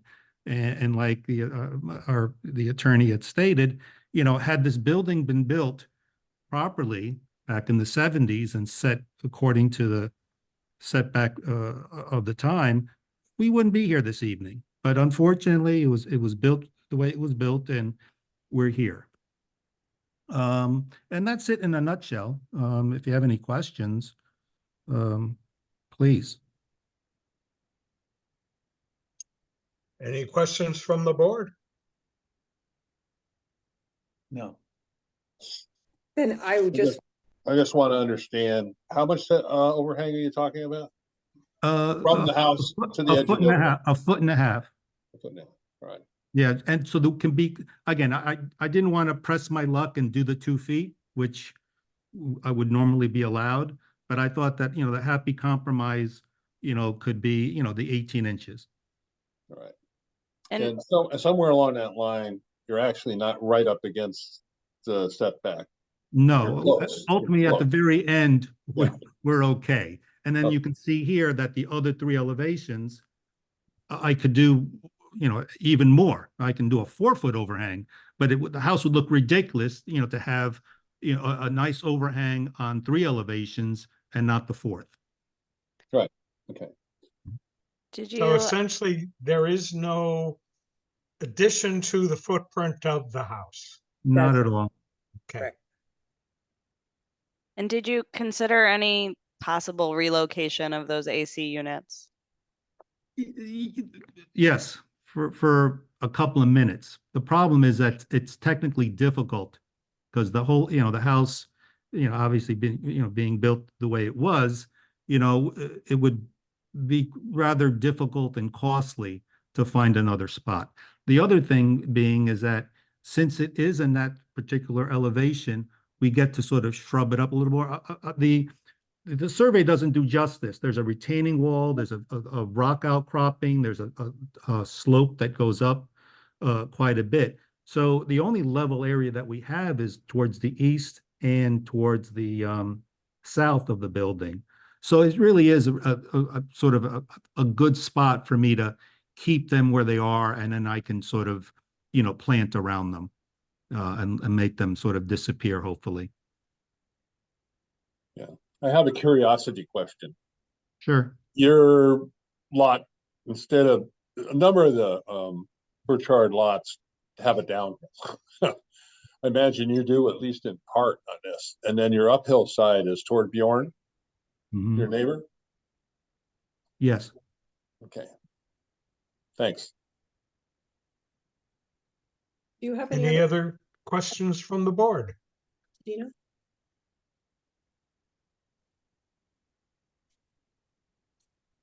Tammy, do we have anybody with their hands up? We do. It's, Carrie, did you leave your hand up from before?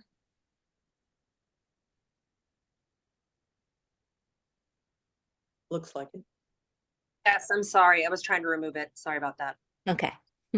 Then there are no other hands. Okay. Ms. Sachi, final comment? Well, I believe you may have a letter or two. You may have one letter that raised some concerns. We would certainly be happy to address those if you deem it appropriate. I don't think they're concerns that relate to the variance application, but we certainly can answer them. But I just want to bring you back to the reason that we're here. 3 different component parts to this project. We believe that the variances are substantially minimal in nature, and there are either practical difficulties or unnecessary hardships that prevent us from full compliance with the regulations as they exist. There is not going to be any impact to health, welfare, or safety, won't impair property values. And I think Mr. Contadino and the client have done the best they can to seek the most minimal variance relief from the regulations as can be expected. Should we read the letters, the 2 letters into the record, or shall we accept them? I don't think we've ever read any letters on this particular one. Might be a good idea to read 1 or 2, which is about all there Okay. are. Sure. Danielle? Yep.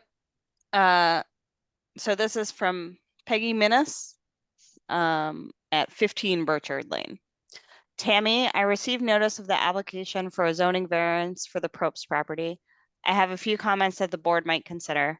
The applicant did a lot of open burning of pallets after work was done on the property. Their rear neighbor, Mary Ellen Borelli, was very frightened due to the intensity of the flames and the duration of this behavior. Open burning of C&D materials must be forbidden. I was concerned over their almost clear cutting of trees on the property. Strangely, 2 tree stumps about 20 feet in height were left. These have turned into eyesores in the winter.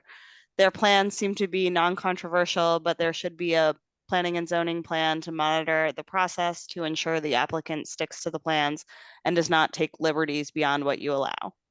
Mary Margaret Minnis. Let me pull up the second one.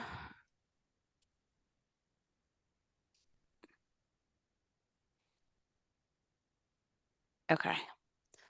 This is to the Norwalk Planning and Zoning Board of Appeals from Bjorn Wisecup. To whom it may concern, I reside at 44 Burchard Lane. My property abuts the Probst property. They have shared their plans with me and explained the certain variances of the city regulations are necessary to achieve their goals. I have no objections to their request for a variance and have my full support. Regards, Bjorn Wisecup. Okay. Anything else on this application? Hearing none, I will close the item and Mr. Levy, move on. may I just, I'm sorry, I Oh, was. I'm sorry, Ms. Sachi, go ahead. Just 2 things, just a clarification. My clients were not burning construction materials or debris. They have an outdoor fire pit, and what they were burning were materials that they purchased for the specific purpose of use in the fire pit. So that's a misconception by the neighbor. And then also, should this matter move forward, any plans will have to be submitted to the zoning staff, permits issued, building permits issued, inspections take place, and then only after appropriate inspections will a certificate of occupancy and certificate of zoning compliance be issued. So I'm confident that between the zoning staff and the building staff, this project will proceed in accordance with all the regulations and with whatever variance you deem appropriate to grant. Thank you for your time this evening. Thank you, Ms. Sachi. Okay, the next and last item on our agenda is item 24-0321-02 Equity One Norwalk LLC, property located at 680 Connecticut Avenue. Danielle? All right, Equity One Norwalk LLC, variance for the height of directional signs, 4-foot maximum, 6-foot proposed. Section 118-12931D for drive-up parking spaces for Target at existing commercial building in Business 2 zone, property located at 680 Connecticut Ave, District 5, Block 69, Lot 56.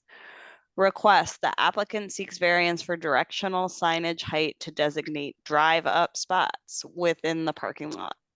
Background, this site was previously occupied by Walmart and will now be home to Target.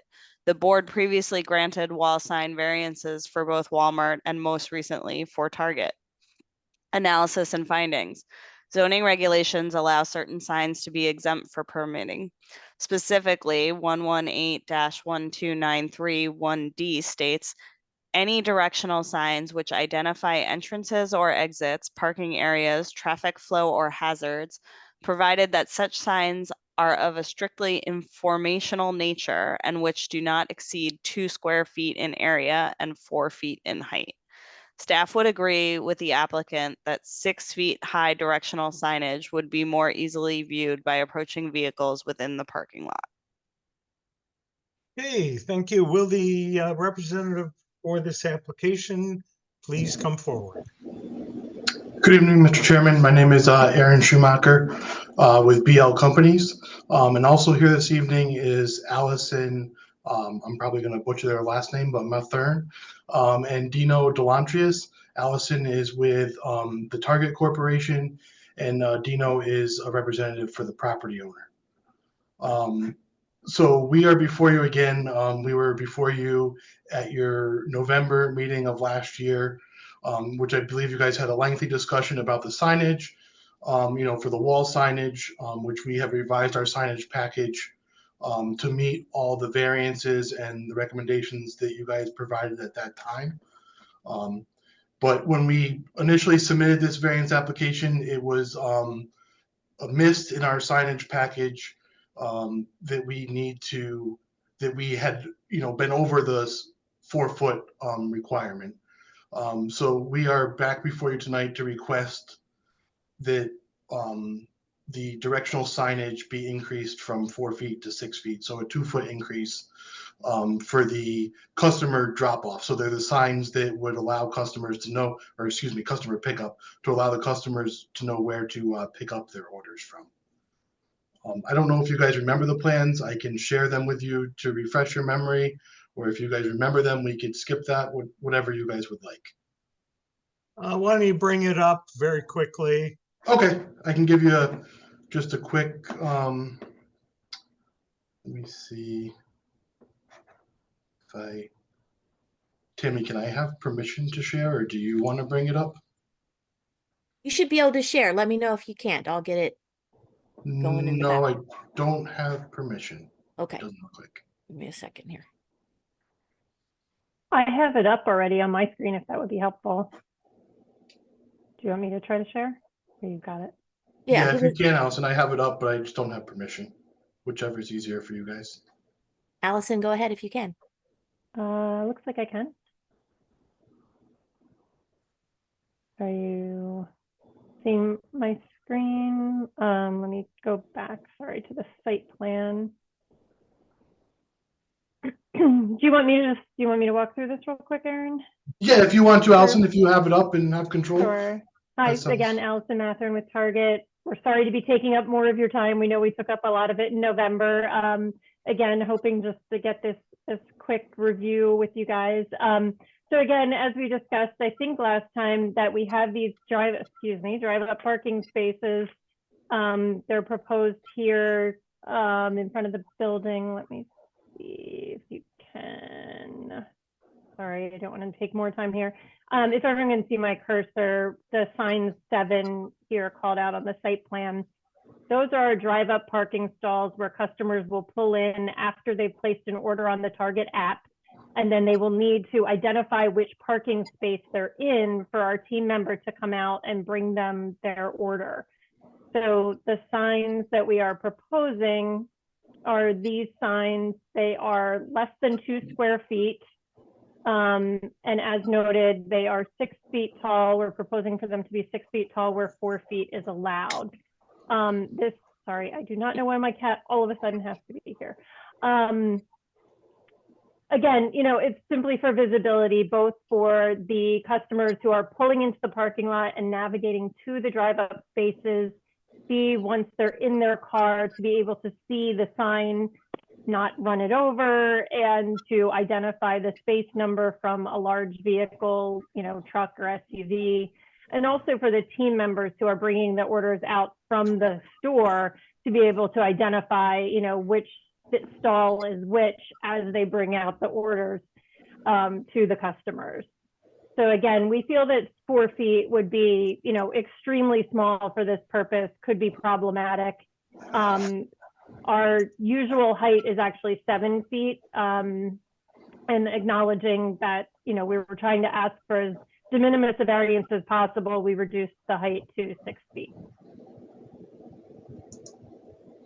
So we appreciate your consideration. Where do these Happy to answer. signs appear? Where do they show up? They internal to, let's say you had 2 cars facing each other. There's some Yeah. space along the front end of each of the car. The signs Yeah, appear so in they're there? set in the middle of the parking spaces, and they're double-sided signs. So there's one pole with a sign on each side for the 2 head-in parking spaces. All right, and the total area of the sign, I would prefer not area actually, but dimension. Its width and height, the sign itself, not the pole. The sign itself is 1 foot 1 inch wide by 1 foot 9 inch tall. So they are 1.95 square feet, the sign panels. I wouldn't be thrilled if you had a wide sign all over. We did have that proposed before. At 6 feet, that would block it. Understood.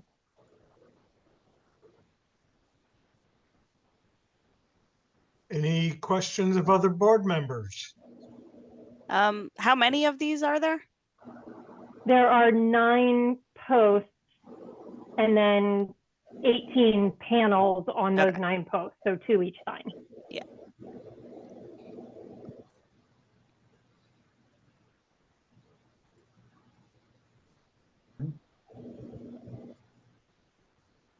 Any other questions? Comments? Go off topic, but when is the proposed opening of the store?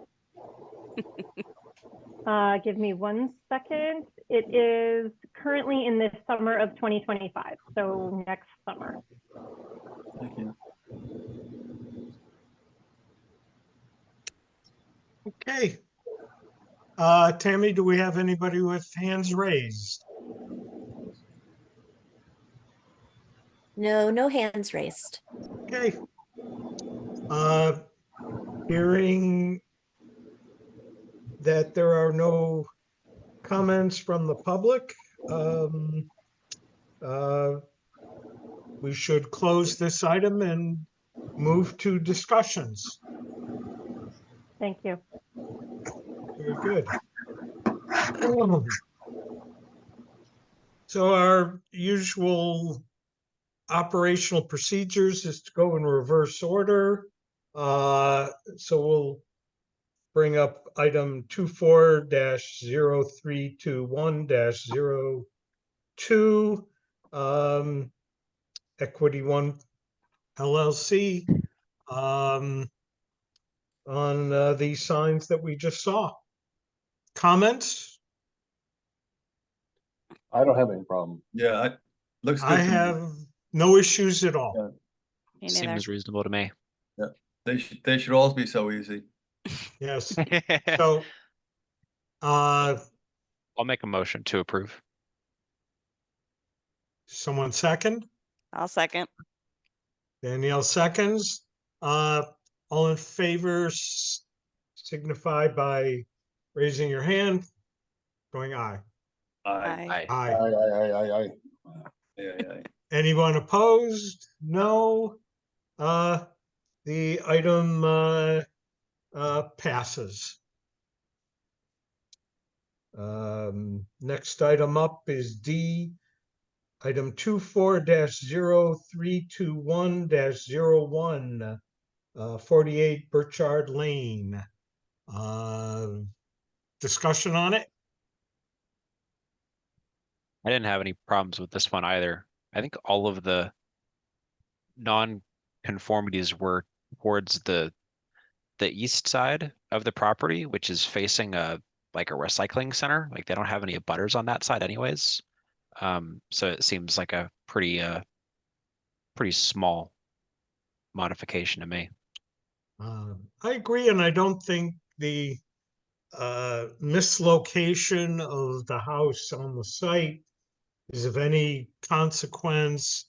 Sound like we're gonna tell them to take a chainsaw to the back of the house. So I feel this is, in my mind, a simple approval. And I'll make a Same here. motion that we approve this application. I'll second. I'm with you guys, but I think we need to state that we see a practical difficulty or a hardship, and I see a practical difficulty. They're trying to keep the house size and location pretty much as is with an improvement, and getting the roof overhang added is not possible unless we give them a variance. Well, I think it will add to the architectural quality of the house.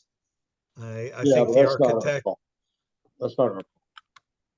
We do need one of those two things, or a third thing, public safety issue, but those are pretty rare. I don't think it's a public safety issue. No, I don't. Although we could ask the fire marshal to take a look at the pit in the back. We could do that. Yeah. You know, there are probably so many fire pits. You know, I mean, that's, you know, the burning in the back could be considered a nuisance. And I think that would be, should be reported by an adjoining property owner to the police or fire department. And I think that's within their purview. All right, good. We'll keep that on the record. Yeah. And I just think it's a practical difficulty to extend the eaves to accomplish what they want. Yeah. Well, it's a reasonable request. They aren't asking anything really super duper special here. So. No, and they're not increasing the footprint of the building. Yeah, true. So I will make a motion that considering no serious public nuisance from the fire pit and a practical difficulty on setback for the additional roof eave, I move that we approve this application. I'll still second. Okay, Ben seconds. All those in favor of approving this application signify by raising your hand and saying aye. Aye. Aye. Aye. Okay, hearing no opposition, this item is approved. Thank you for your time tonight. Appreciate Thank it. you. Thank you. Oh, moving up the list. Next is item 24-0215-02, Carol Hayes, 19 Westmere Avenue. Comments, discussion from the board. I would like to take off the table the fence issue. The reason is because when we were dealing with 23 Westmere, I made an effort at city records to find out who had ownership of that pathway. And guess what? There's no way to really know. It's more of a comedy issue. It is people agreeing that there should be a path and then a group put in place to make sure that the path is clear. I think if the fence has been there for 15 years, my goodness, come on. Oh, I agree, Andy. I think that that's an issue that really should be taken up by the Bell Island Improvement Association and not this board. Right. Now, it could impact, and I think the right questions were asked by board members, would it impact? And the answer was no. No. So we're good. Yeah, we're Okay. not setting them up for future problems down the road, I don't think. Should it ever Yeah. become an issue in the future, there's no physical limitation of moving it. No, they're good. I agree. Would somebody like to make a motion on this? Yeah, I will. I move that we approve the variance request as presented. And I'll second And that. the difficulty is the space that's available from a practical point of view on the lot, given the house size and the little bit of land that's around it. And the I fact agree. that there's a hell of a lot of rock underneath that. I'll second it, Andy. Alrighty. Would all those approving this item, please raise your hand and signify by saying aye. Aye. Again, we have unanimous approval on this item. Oh, moving up. Item 24-0118-01. That was Joanne continued. Smith, 281 East Avenue. Sorry, that was continued. Do we have to vote on that though? Oh, yes, we No. did. You have to vote to continue it. I think the chairman can say continue. I think that's in his power. Yeah, we will continue this item until our next meeting, until we get the answers to the questions that we pose to the applicant. Good. The next item is 231221-03 Bell Island LLC, 23 Westmere Avenue. And as Tammy has stated, we have to take action on this item tonight. So let's start discussing it. I thought that over the period of a couple of months, the applicant who first presented a plan that I could not approve has made tremendous changes to what they were proposing. And I think the last offering of change tonight, which was to move the building away from the road by 1.1 feet, pretty much solves the frontage issue. The side issues are solved. The back space for the Bell Island folks who wanted it increased, that's done. The decrease in the wall height on the right side as you're facing it, that was done or is planned to be done. The really sticky issue is having a driveway and driveway entrance and a driveway at that location. I don't think having the garage is a sticky issue. I think it's the driveway's existence with cars coming in and out of that. Unfortunately, the property immediately adjacent, owned by the same owner, as she mentioned tonight, she inherited a garage that's right up to the road edge. And given the curve that presents and the high stone wall that goes all the way down Westmere on the one side, that's tough. That's tough to deal with. And that's why I think they should engage DPW to deal with that to a degree, because they have done miracles and we almost need a miracle here. I don't know if I can approve that. I might be able to be talked into it, but they would have to come up with a hell of a way to make sure that there's good sight line out of there. Well, one thing that came to my mind, given that both this property and the adjoining property is owned by the same owners, was put forth the possibility that that garage be demolished or somehow altered to provide better sight lines. But I don't think it's within our. It's not in the application. Yeah, it's not part of this, and we can't request that. But we I- could make a provision that they have to make an effort like we've done in the past to solve this, and part of the suggestion is what you just said. Yeah, That may be DPW's recommendation. Tear the damn Well- garage down. you know, I mean, I think making the driveway permeable surface is easy for us to do. We've requested it many times. Yeah. I think the issue of sight lines is really troubling. I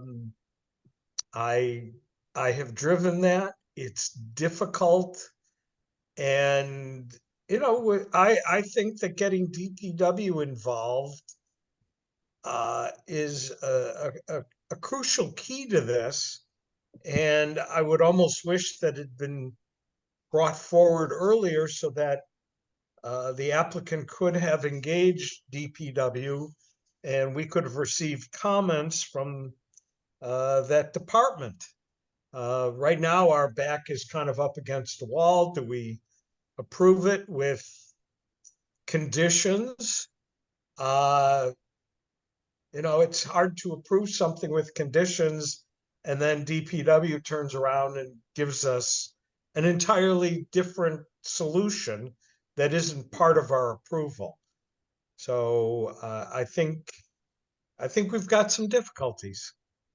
Yeah, the one thing that might be helpful is that it is the same property owner, the garage, that's killing the sightline.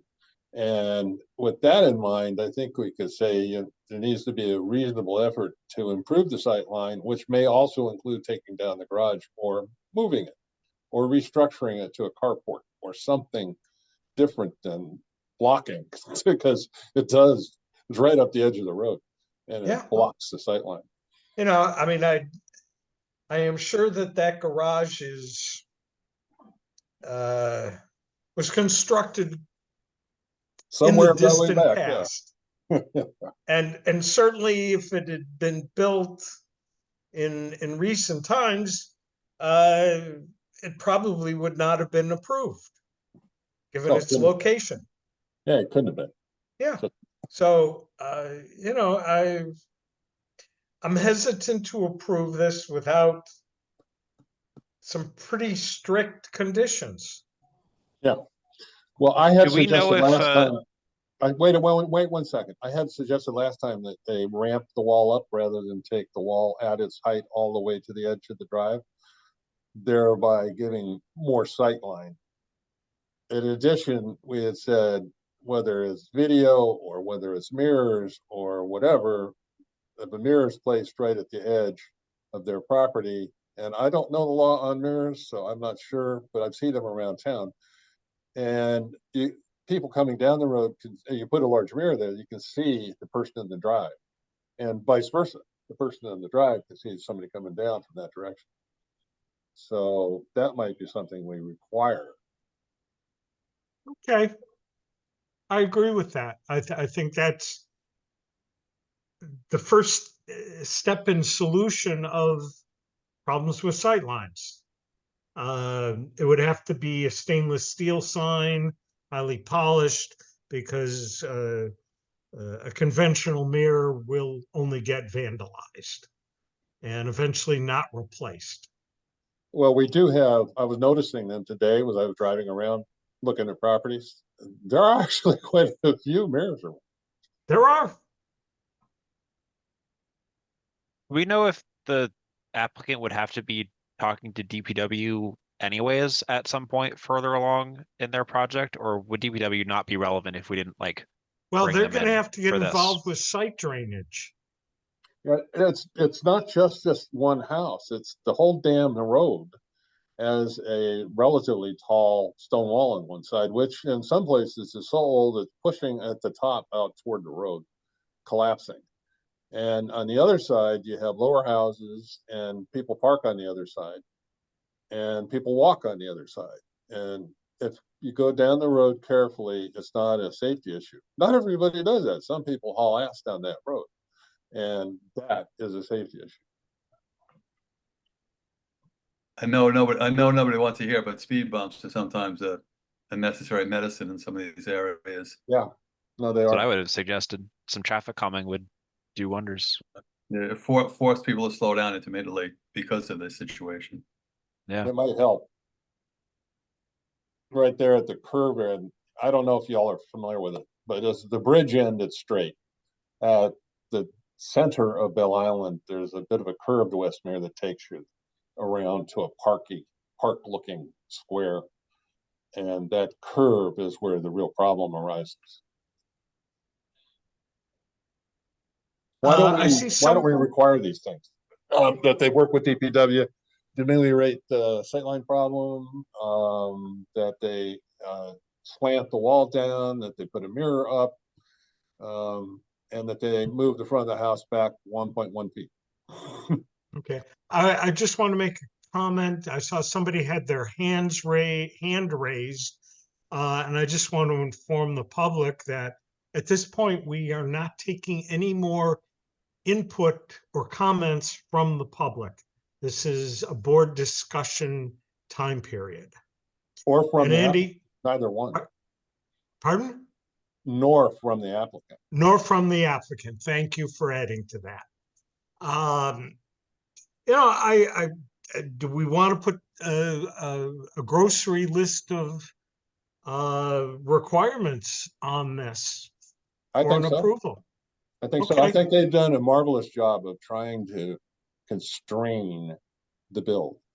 And they could have done what the 281 East Avenue guy have done, which is kind of shrug and make just a partial effort. I think they made a real effort in this case. I think they've made a very good effort. I mean, we could get into the number of stories, but I see the practical difficulty with the applicant and parking her car and getting up to the first floor of the house. I mean, it's for someone who is older, like some of us on this board, it becomes a necessity. Speak for yourself. I do. That's who I was referring to. So, I mean, we should, you know. Yeah, I think the story thing is an oddity that comes about because we count the lower level as a story. If it didn't have the driveway and the garage, it would, and had earth piled up against the side, it wouldn't be a story. So, Yeah, I think it is what it is, and you know, we look at that and say, well, it's a practical difficulty because of topography. I did catch rumors in the past week that were mentioned in my presence that the build was too tall. It exceeded what zoning regs allow. That is not true in any way, shape, or form, whether they have the lower level or don't have the lower level. It's not too tall. Well, and the other, you know, we've heard a couple of complaints about the house blocking views. And unless there are deed restrictions, which I don't know of any and none has been brought forward, there are no deed restrictions about property owners building up to the maximum allowable building height. And if it blocks views, it blocks views. And that's part of owning. You can buy, if you're a property owner that's adjacent and you want the airspace above it to remain the airspace, you can pony up $500,000 and get the deed restriction put in. Yeah. You know, I think that's what a homeowner has to accept, where there are no deed restrictions on, you know, limiting building height, you know, that does not even approach the maximum allowable. And, you know, the views are not guaranteed by deed restriction. So I think the number of floors, to me, just becomes a non-issue. That It doesn't really matter what we call them. You know, the height is the height, and the height informs. Exactly. Yeah. And, you know, I Exactly. think, Ben, it really matters that they worked with the Bell Island Association on the side pathway and on the rear pathway. And they've been trying to accommodate the reduction of bulk, which I know, Ben, you were seeking from them. And looking at it as an entirety, beyond the sightline issue, I don't think there remains an issue. No, I think as long as, you know, the driveway is made permeable, that there is some interaction with DPW in terms of sight lines, possible removal of the front stone wall, and sloping the front yard. They've I think already, you can remove it. they were gonna lower Too it. much dirt there? They were I talking think about it'd be a hell of lowering a it. slope if you did that. That's what they were talking about. No, they were talking about ramping. You go to the driveway, Yes. the wall would be quite low at the edge of the driveway.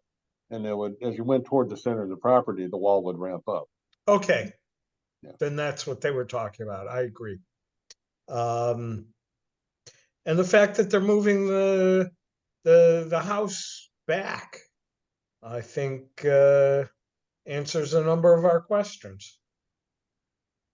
It certainly does.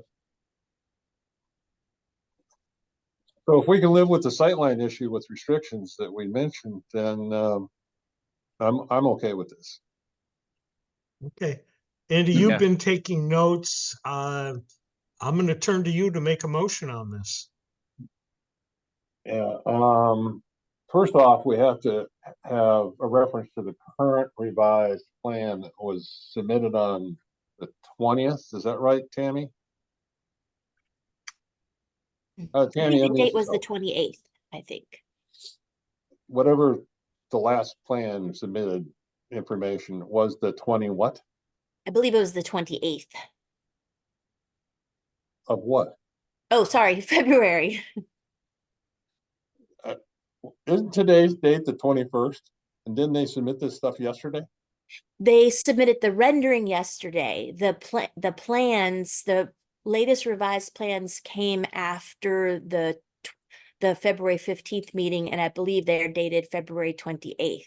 All right, so let's say that the motion says the plan submitted, revised plan submitted on February 28th and added to all the way up to 3/20 with a rendering and any additional information is the basis for our action this evening. And the ZBA would like to see the front of the house moved away from the road by 1.1 foot, 1.1 foot, and moving the back wall back to maintain the space that they had planned by 1.1 foot, maintaining the sides spaces as they had described, and they agreed on back space for the Bell Island pathway, and so that it doesn't come right up to it, and that the height is acceptable. And with respect to the sight line, which is an issue, we have the benefit of getting cars off the street. To deal with the sight line, we have a property owner that owns the property right next door, which has a garage that really exacerbates the issue of the sight line. And I think that property owner should make every effort to ameliorate the problem. And in the process of doing that, they need to work with, this is getting really long, they need to work with DPW.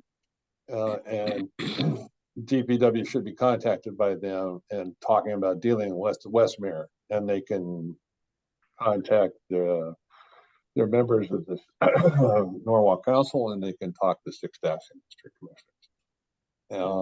What was the other thing? Permeable driveway. Permeable paving, yeah. Yeah, and mirrors, as described by our chairman. That the laundry list? That's pretty much it. That is, I think, our list. Anyone wish to second Andy's motion? I'll Oh, second I'll it. jump right in. Second, oh, hold on. Danielle, you second it? Sure. All those in favor of the application as modified by this board, please signify by raising your hand and saying aye. Aye. Aye. Aye. Aye. Okay, motion passes Good. with the conditions. So who was seconding it? I got Danielle. right? Danielle. Yep.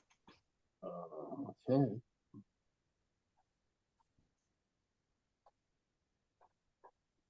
Tammy, do we have any administrative actions we need? Oh, I hope not. Just need our minutes approved. Okay, the minutes, I've read them, but I will not be voting because I did not attend the hearing. Did you notice anything in them that you thought was a problem? I did not. Yeah. Your I name speed wasn't read. spelled wrong. Huh? Who? His name wasn't spelled wrong. Well, Because that's it good. wasn't That's a step fair. in the- There you step in the go. right direction, yeah. Well, good. Thank you, Tammy, making sure his name is spelled right. Anybody else have a problem with the minutes? I speed read 'em. read them, I had so I'm no- covered. I had no comments. They look good. While you're on, Ben, and then we should get Steve in on this. I'm gonna be gone in the month of May, mid-May through the end of May. I might make the meeting, I might not, but are you gonna be in town in the month of May? In May. I actually may also be on vacation. I'll have to confirm that though. It's Okay, May let s- Tammy, May let Tammy 16th. know. And May if you 16th? are, we gotta press Steve real hard. Yeah. 16th, I will be here. Yeah. Well, we'll see. Yeah. Anyway, as we get closer, just keep it in mind. And I hate to leave those things to the last minute because then we get burned every time, so. Thank you. Understandable. And again, I'd like to thank Danielle for taking over last month's meeting. Appreciate your efforts. Did we get a motion to approve the minutes? No, we I'll make haven't. a motion. Who made it? I'll make a motion. Yep. Ben did. Second? Second. Andy second. Okay. All in favor of approval of the minutes? Aye. Aye. Okay, we have 4 votes for approval. And one abstention. One abstention, yes. And Adjournment, maybe? I was going to make a motion that we adjourn Unless- this night, Unless you have, tonight's hearing. unless you have a speech you wanted to make there toward the end. I have no speeches. Next meeting's April 18th. Okay. Oh, very good. I will be All right. here. Tammy, as always, thank you. Thank Thank you. you. Thank you, everyone. night. Good job Good night. tonight.